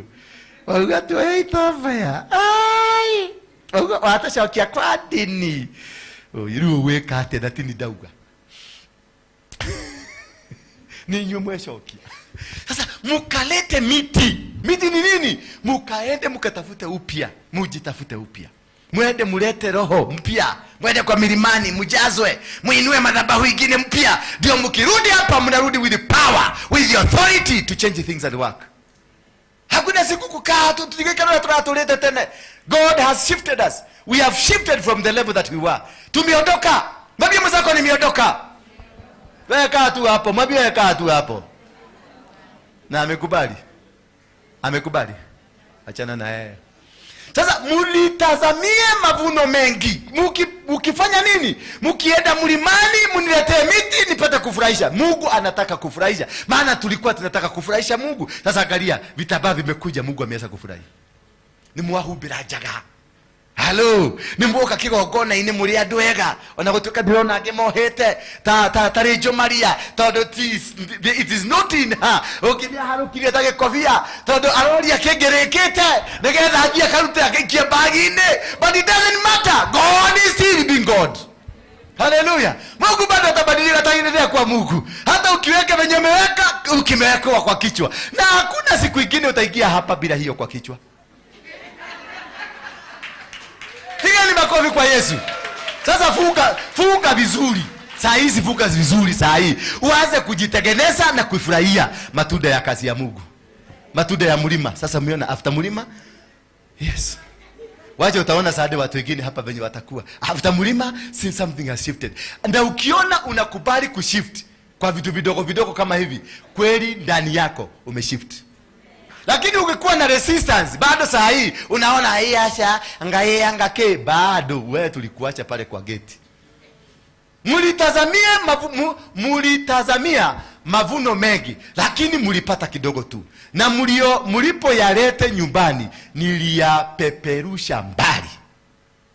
Bwana Yesu asifiwe sana. Kwa msingi ulikuwa mbaya. Mulikuwa mnataka mavuno mengi lakini yasiyo msingi. Where did you get it from? Hamuna msingi, hamuna kitu, hauna nini, hauna foundation, hauna ground. Sasa ndio uliona kabiashara kako kalipeperushwa. Hapo ndio uliona kadoa kako kalipeperushwa. Hapo ndio uliona kahuduma kako kalipeperushwa kwa sababu hakana msingi. Bwana Yesu asifiwe sana. Niliyapeperusha bali. Kwa nini? Kwa sababu hekalu langu ni magofu matupu. Hali kila mmoja wenu anashughulikia nyumba yake. Simeona? Ati nyumba ya Mungu ni magofu. Magofu ni manini? Halo. Magofu ni manini? Negeko. Ni magugu. Ni uchafu. Hapa kwa nyumba ya Mungu ni uchafu mtupu. Lakini kwenu ni kusafi. Bwana Yesu asifiwe sana. Kwani mnajishughulishia nyumba kama hiyo hamwezi kulipa rent, nyumba kama hii stima inaweza kukatwa, nyumba kama hii inaweza kosa maji, nyumba kama hii inaweza kosa mashini ya kuosha, mashini ya 65,000 hatuna ya kuosha nyumba. Sasa hiyo unakuta mtu anaenda beach kuogelea. Ndio inasema nitapeperusha kautajiri yako kako. Nitapeperusha niondoe. Msimame na kazi ya Mungu. Maana wakati ulienda kwa mlima, Mungu alikupatia ufunuo, akakwambia ni mimi nimekuita. So kuwa mtoto, kuwa mwana, become a son, so that you can do the work of God for the protection. Naye Mungu alinde vitu zako. Naye Mungu alinde njia zako. Naye Mungu akuwe mkamilifu katika maisha yako. Ndio maana mbingu zimeacha kunyesha mvua, nayo ardhi haitoshi mavuno. Ardhi yako haitoshi. Mbingu yako imefungwa, haitoi chochote. Mvua haikuji. Ndio maana tulienda kwa mlima kufungua mbingu ifunguke. Na mbingu kafunguka. Mvua ikaanguka, watu wakafurahia. Kisha mvua ilipokauka, jua likakuja. Watu wote hakuna alitoka huko akiwa na nguo weti. Wote Mungu alimwambia ni mimi nimefanya hii job. Kusema nimewaweka tick. Bwana Yesu asifiwe sana.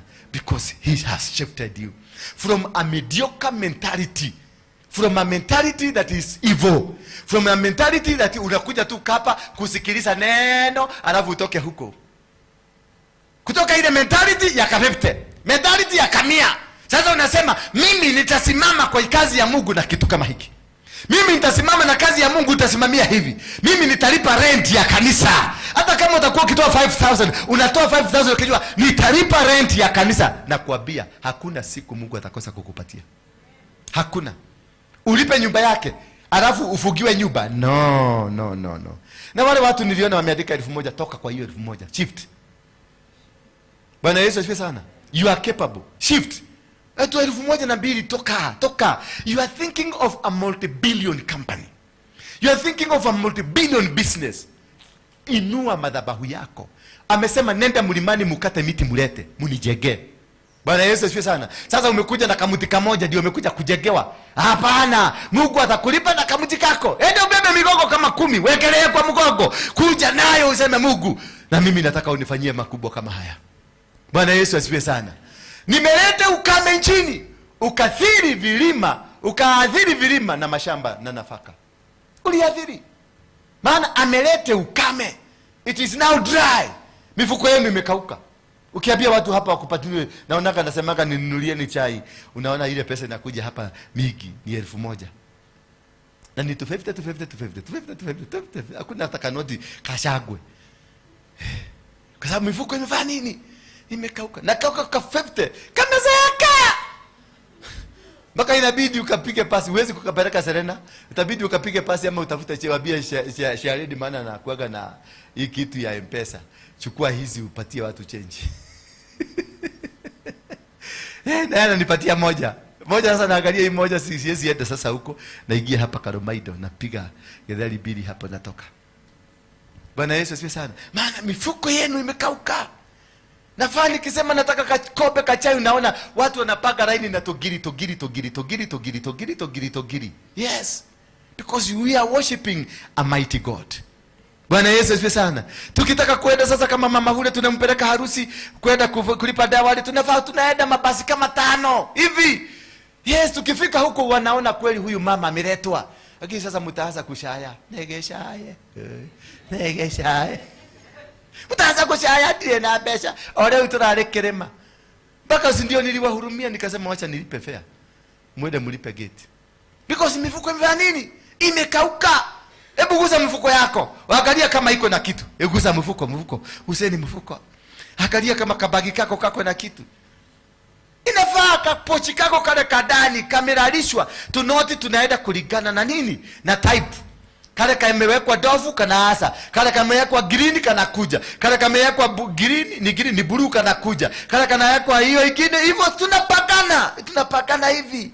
Ukiitishwa kitu kiko na change ya ni 1,200 ama 750, unaona nachomoa 1,000, unatomoa 500 na 200 na 50 zinachomoka. Si kwenda kusukuka huko unakutana na makaka nisaidie na change. Hapana, you are supposed to own. Bwana Yesu asifiwe sana. You are supposed to own, maana mfuko wako hujakauka.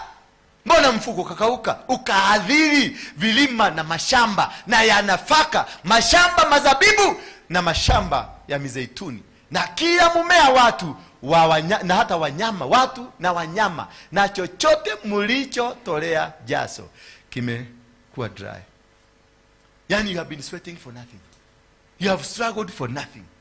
Hakuna kitu unapata because kuna madhabahu imekuzuia from shifting.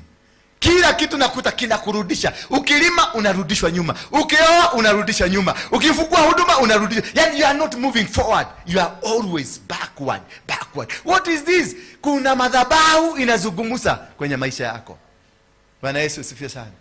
Ukianza huduma, umeingia huduma kama hii, unakuta watu wote wamekuinukia. Ukianza kwa biashara, unakuta biashara watu walikuwa, hiyo duka ilikuwa ya mtu mwingine akakuhusia, maana amepata duka kubwa, na watu walikuwa wanapaga laini na alikuhusia the same product, na ndio unaweka bado, lakini watu wote wakahama.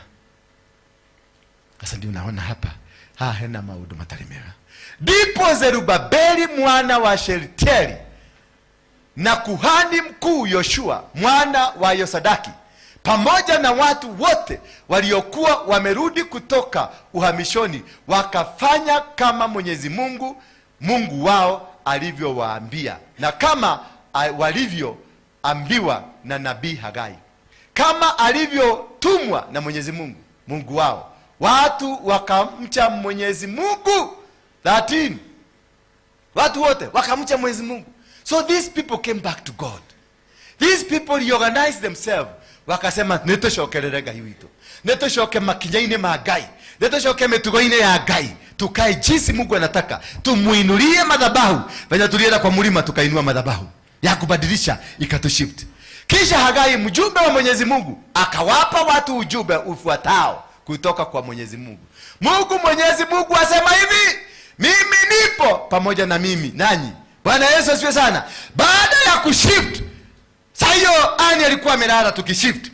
Bwana Yesu asifiwe sana. Naye Mungu akatoa akasema, mimi Mwenyezi Mungu wenu niko pamoja na nyinyi. Kwa nini? Because you have decided to come back. Because you have decided to reorganize yourself back to God. Because you have decided, umekubali kurudi kwenye misingi Mungu anataka ukae, kurudi kwenye tabia za Mungu, kurudi kwenye mienendo Mungu amesema tukae ndani yake. Bwana Yesu asifiwe sana. 14. Ndio kwa maana Mungu atarudi, na ndio kwa maana Mungu atarudi kwa biashara yako, kwa sababu you have agreed. Basi Mwenyezi Mungu akawapa moyo Zerubabeli mkuu wa Yuda, kuhani mkuu Yoshua na watu wote waliokuwa wamerudi kutoka uhamishoni walishughulikia hekalu. Bwana Yesu asifiwe sana. Watu wangapi wako tayari tukajengee Mungu hekalu? Si hekalu ya mabao, si hekalu ya manyumba, lakini hekalu ya moyo. Moyo wako ubadilike, urudi kwa Mungu. Moyo wako ukae jinsi Mungu anataka, and the things will change. God will change your life. God will make you powerful. Ndiye anasema mimi nimerudi, tuko pamoja na nyinyi. I am together with you. Watu wote waliokuwa wamerudi kutoka uhamishoni, wale watu wote, those people outside there, they came back and they reunited. Walishughulikia hekalu, walianza kazi hiyo ya kujenga upya hekalu la Mwenyezi Mungu. Wangapi wako tayari tujenge hekalu ya Mwenyezi Mungu? Tujenge kanisa lililo na uhamisho ya ufasaha, kanisa lililo la kweli kutoka kwa moyo wetu.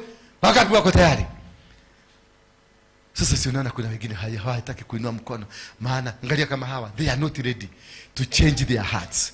They are not ready to be called the disciples of God. Bwana Yesu asifiwe sana. They are not ready. Sasa unaangalia, si umeona sasa hiyo? Sasa hii ni mambo itaniweka wasiwasi kwa kichwa. Hawa ndio ninategemea kwa uipaji, lakini wamekataa kuinua mkono juu. Mtu mmoja tu ndiye ameinua. Sasa hiyo ni question mark. Ni red flags. Bwana Yesu asifiwe sana. Hallelujah. Mungu sasa walianza kazi hiyo ya kulijenga upya hekalu la Mwenyezi Mungu. Kwa hivyo kuna lazima, Mungu wa majeshi ya Mungu wao. Kwa hivyo kuna lazima, kuna kitu utafanya katika maisha yako ndio hiyo huduma yako isimame. Kuna kitu lazima utafanya ndio hiyo ndoa yako isimame. Kuna kitu lazima utafanya ndio biashara yako isimame. Kuna kitu lazima utafanya ndio mambo yako yafanya. Mnamo siku ya 24 ya mwezi wa 6. Mwezi wa ngapi? Wa 6. Mwaka wa pili wa utawala wa mfalme Dario. 16 please quickly. Yeah? Inaisha hapo. Kwa hivyo walifanya hiyo mnamo siku ya 20 ya mwaka, mwezi wa ngapi? Wa 6. Na mambo ikabadilika. Na Mungu akasema niko pamoja na nyinyi. Bwana Yesu asifiwe sana. Sasa tulienda mlimani. Tumekata miti tumekuja nayo. Tumjengee Mungu hekalu. Tumjengee Mungu nyumba yake. Tumjengee Mungu maisha yetu. Tupatiane maisha yetu. Kanisa hili tulipatiane kwa mikono ya Mungu, litawaliwe na Mungu. Na kila kitu, tuache masegenyo, tuache kupigana, tuache kuuana, tuache kutegana. Madhabahu ambayo imetufuata ikabomoke. Na kazi zetu zile zote tunafanya, Mungu atazibariki. Tusimame kwa miguu yetu.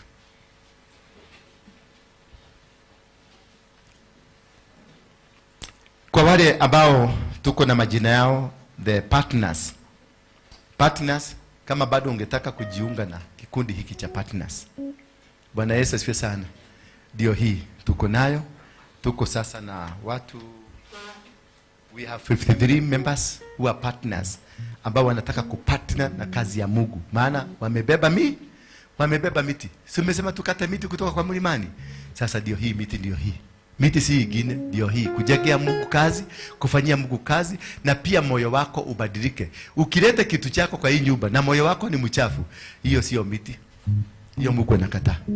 Lazima tubadilike.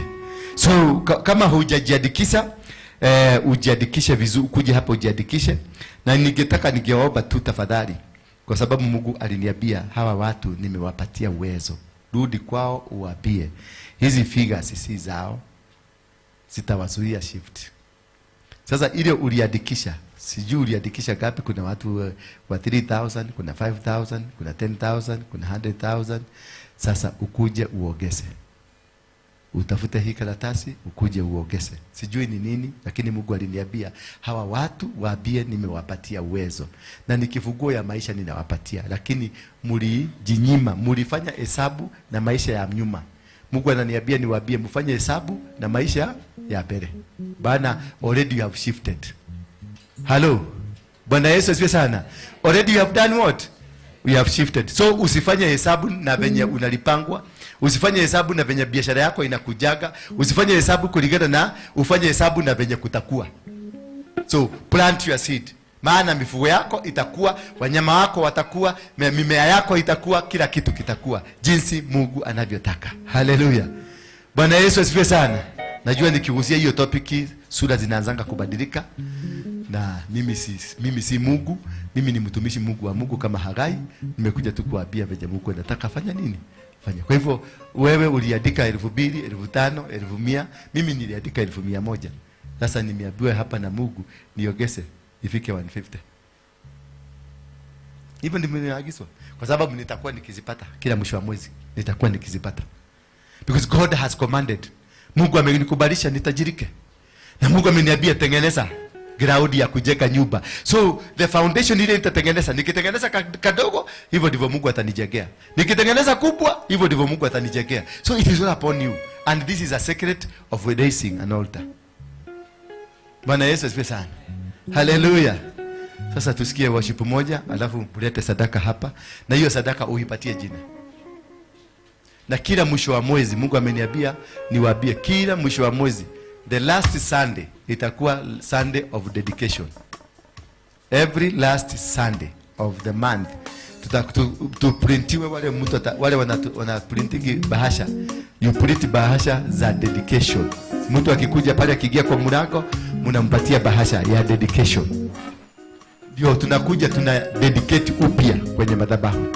Maana Mungu anasema tutakuwa tukifanya hiyo kazi kila mwisho wa mwezi. Anataka kurenew the covenant that he has with you. Na Mungu amepanga kutembea na nyinyi. Bwana Yesu asifiwe sana. Yes, unataka nini mimi? Yeah? Kwa hivyo nibadilishe hapa. Yes, huyu amesema atakuwa akitoa 100,000. Jina yako unaitwa nani? Magdalene Mudoi. Ulikuwa umetema 10,000. Umeona sasa ameshift. Mwingine nataka nibadilishe nikiwa kwa madhabahu. Ngapi? 5,000.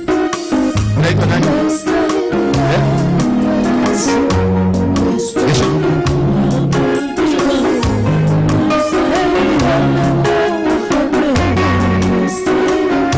nataka kubadilisha.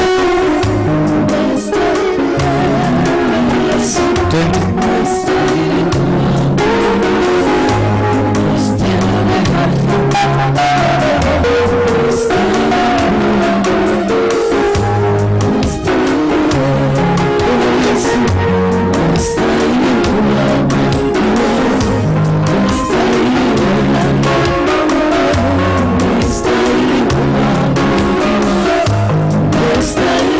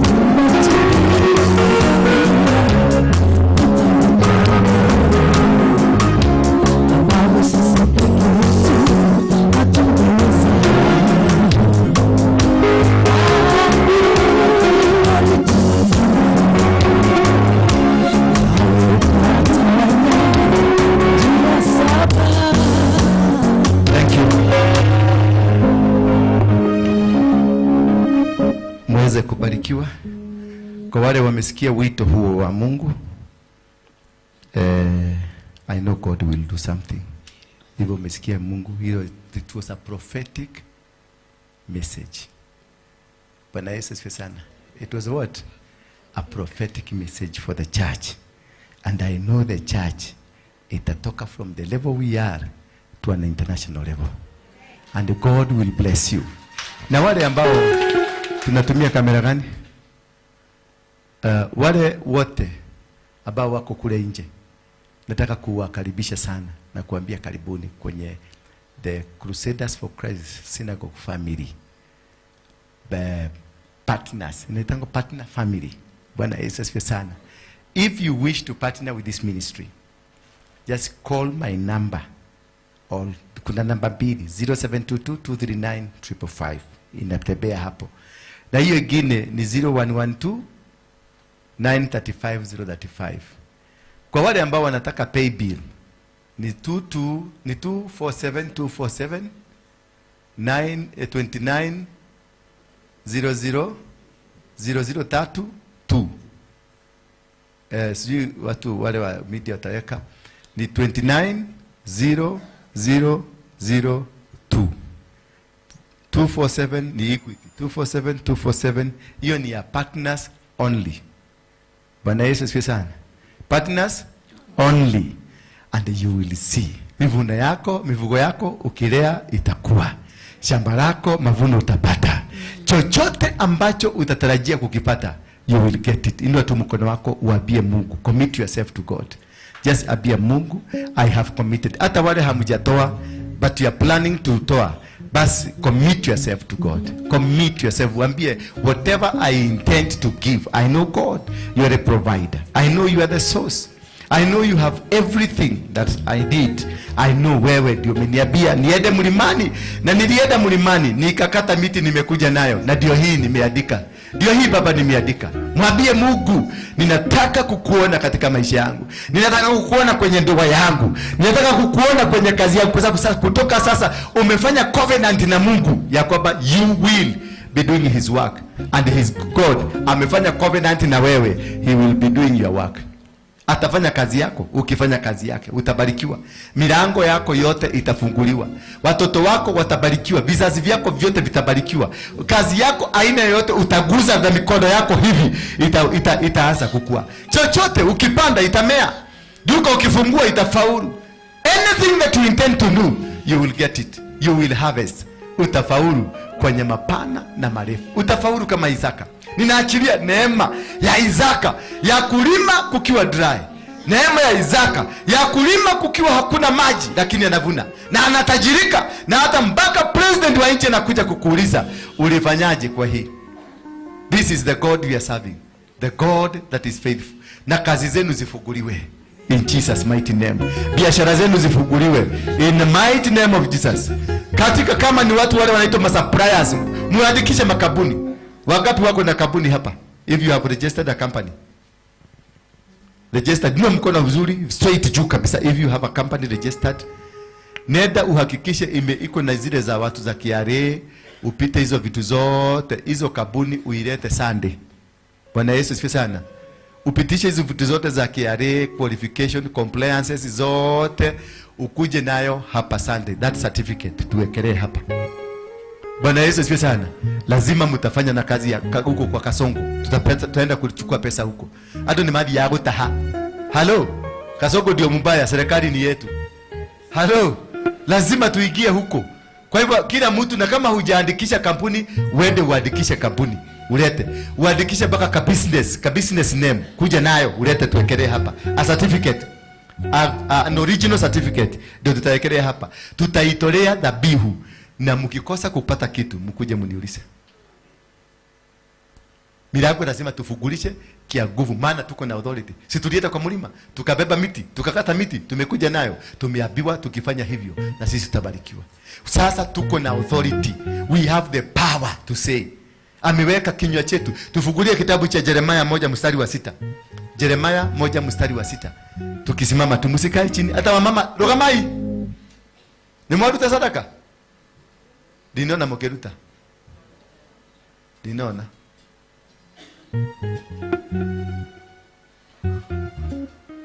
Rugama iguru guo no koro maguru ni maratura rugama ituraria riu na Ngai. Kanitha gaka ni kangake mawatho maingi matari mega.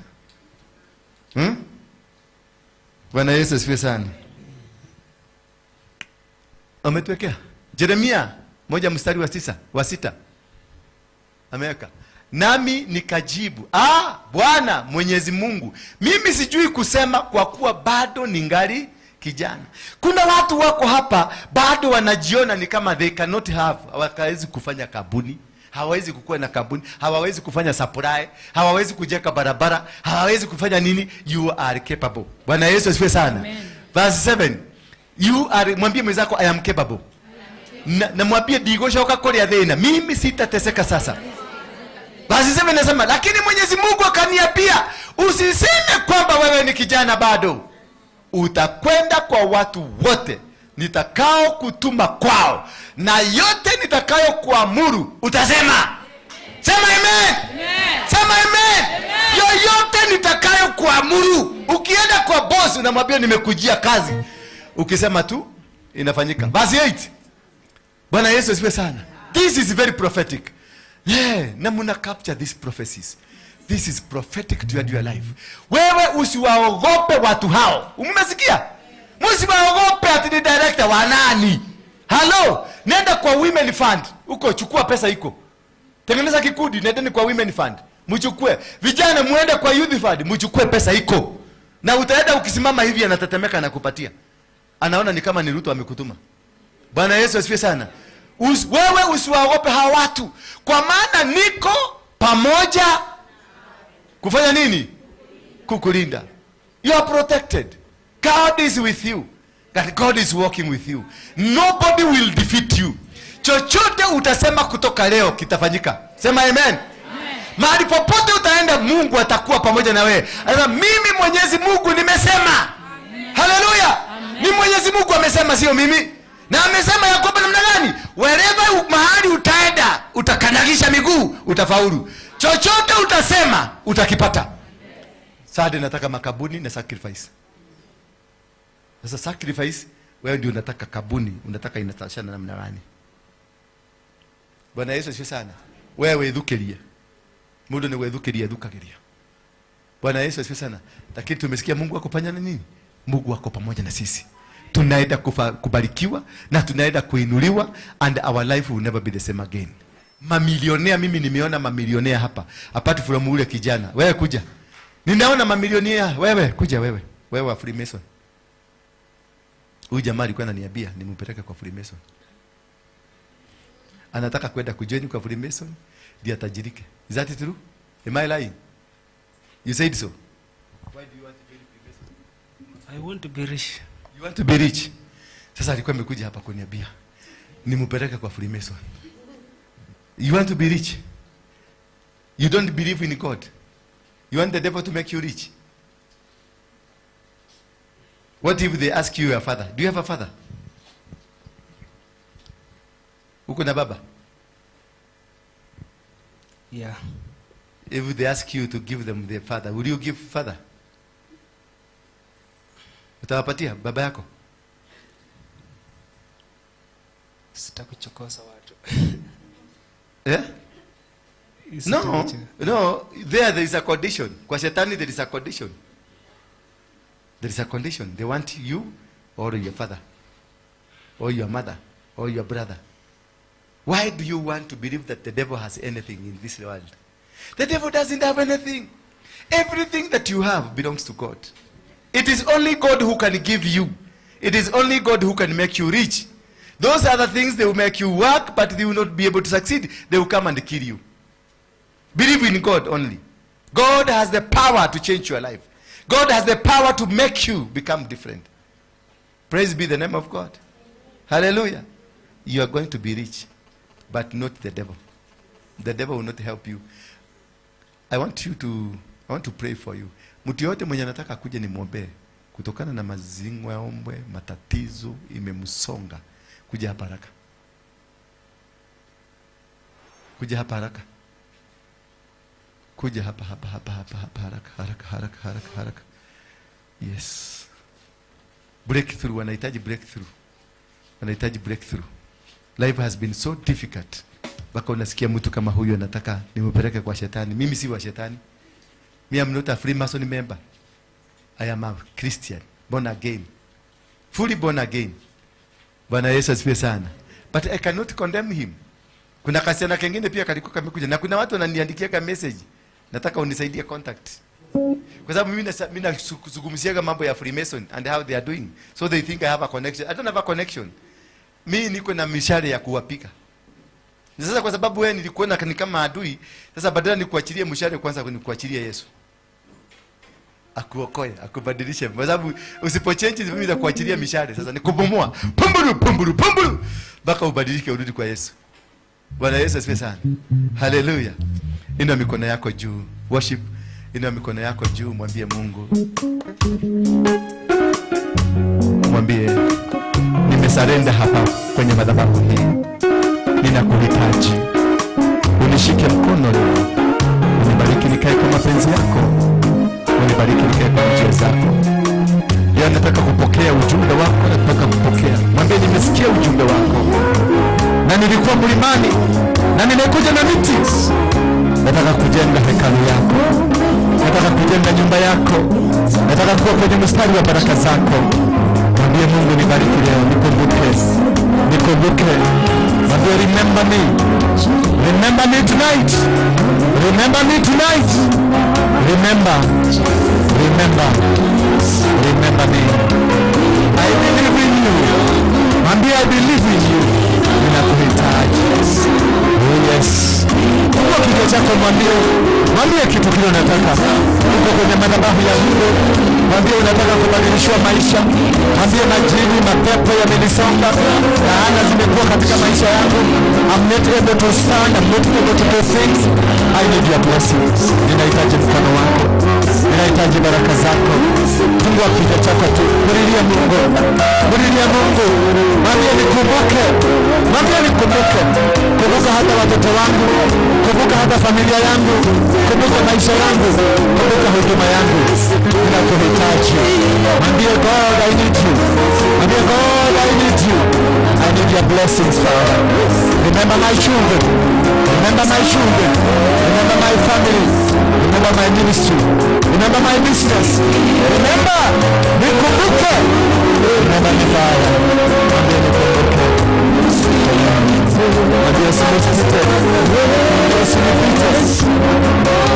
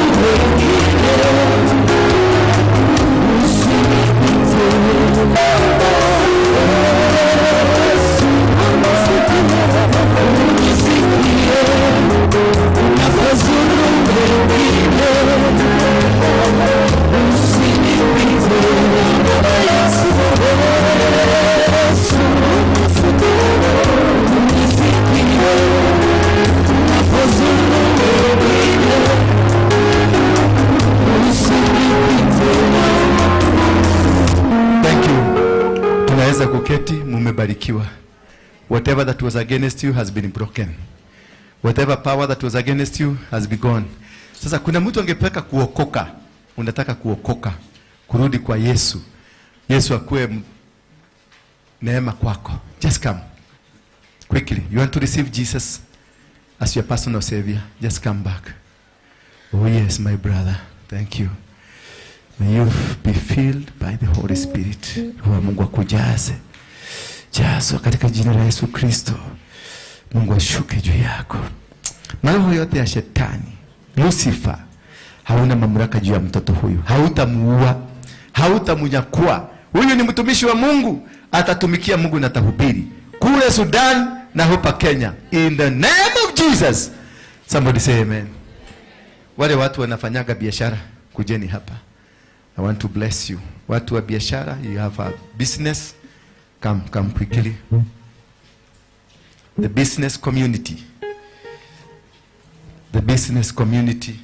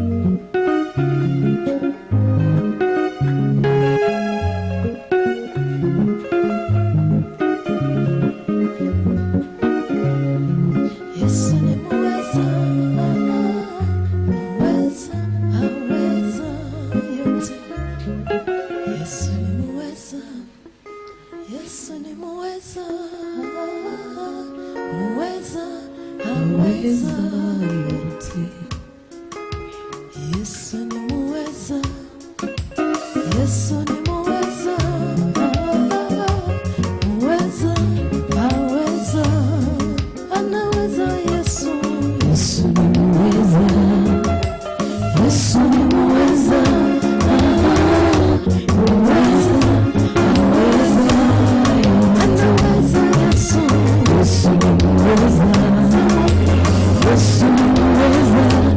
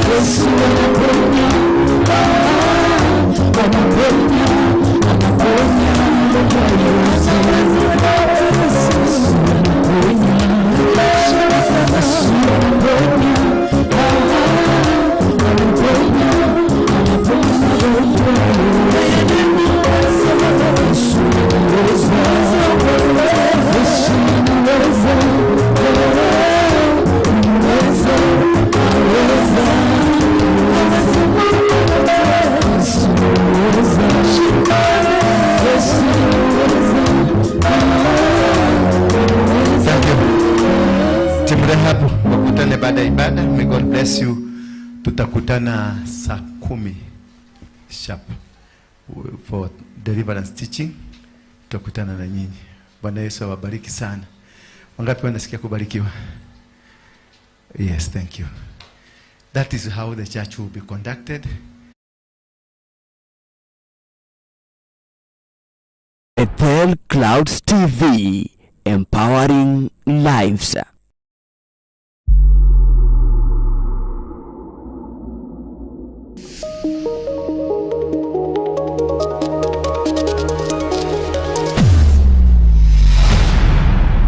Bethel Clouds TV, empowering lives.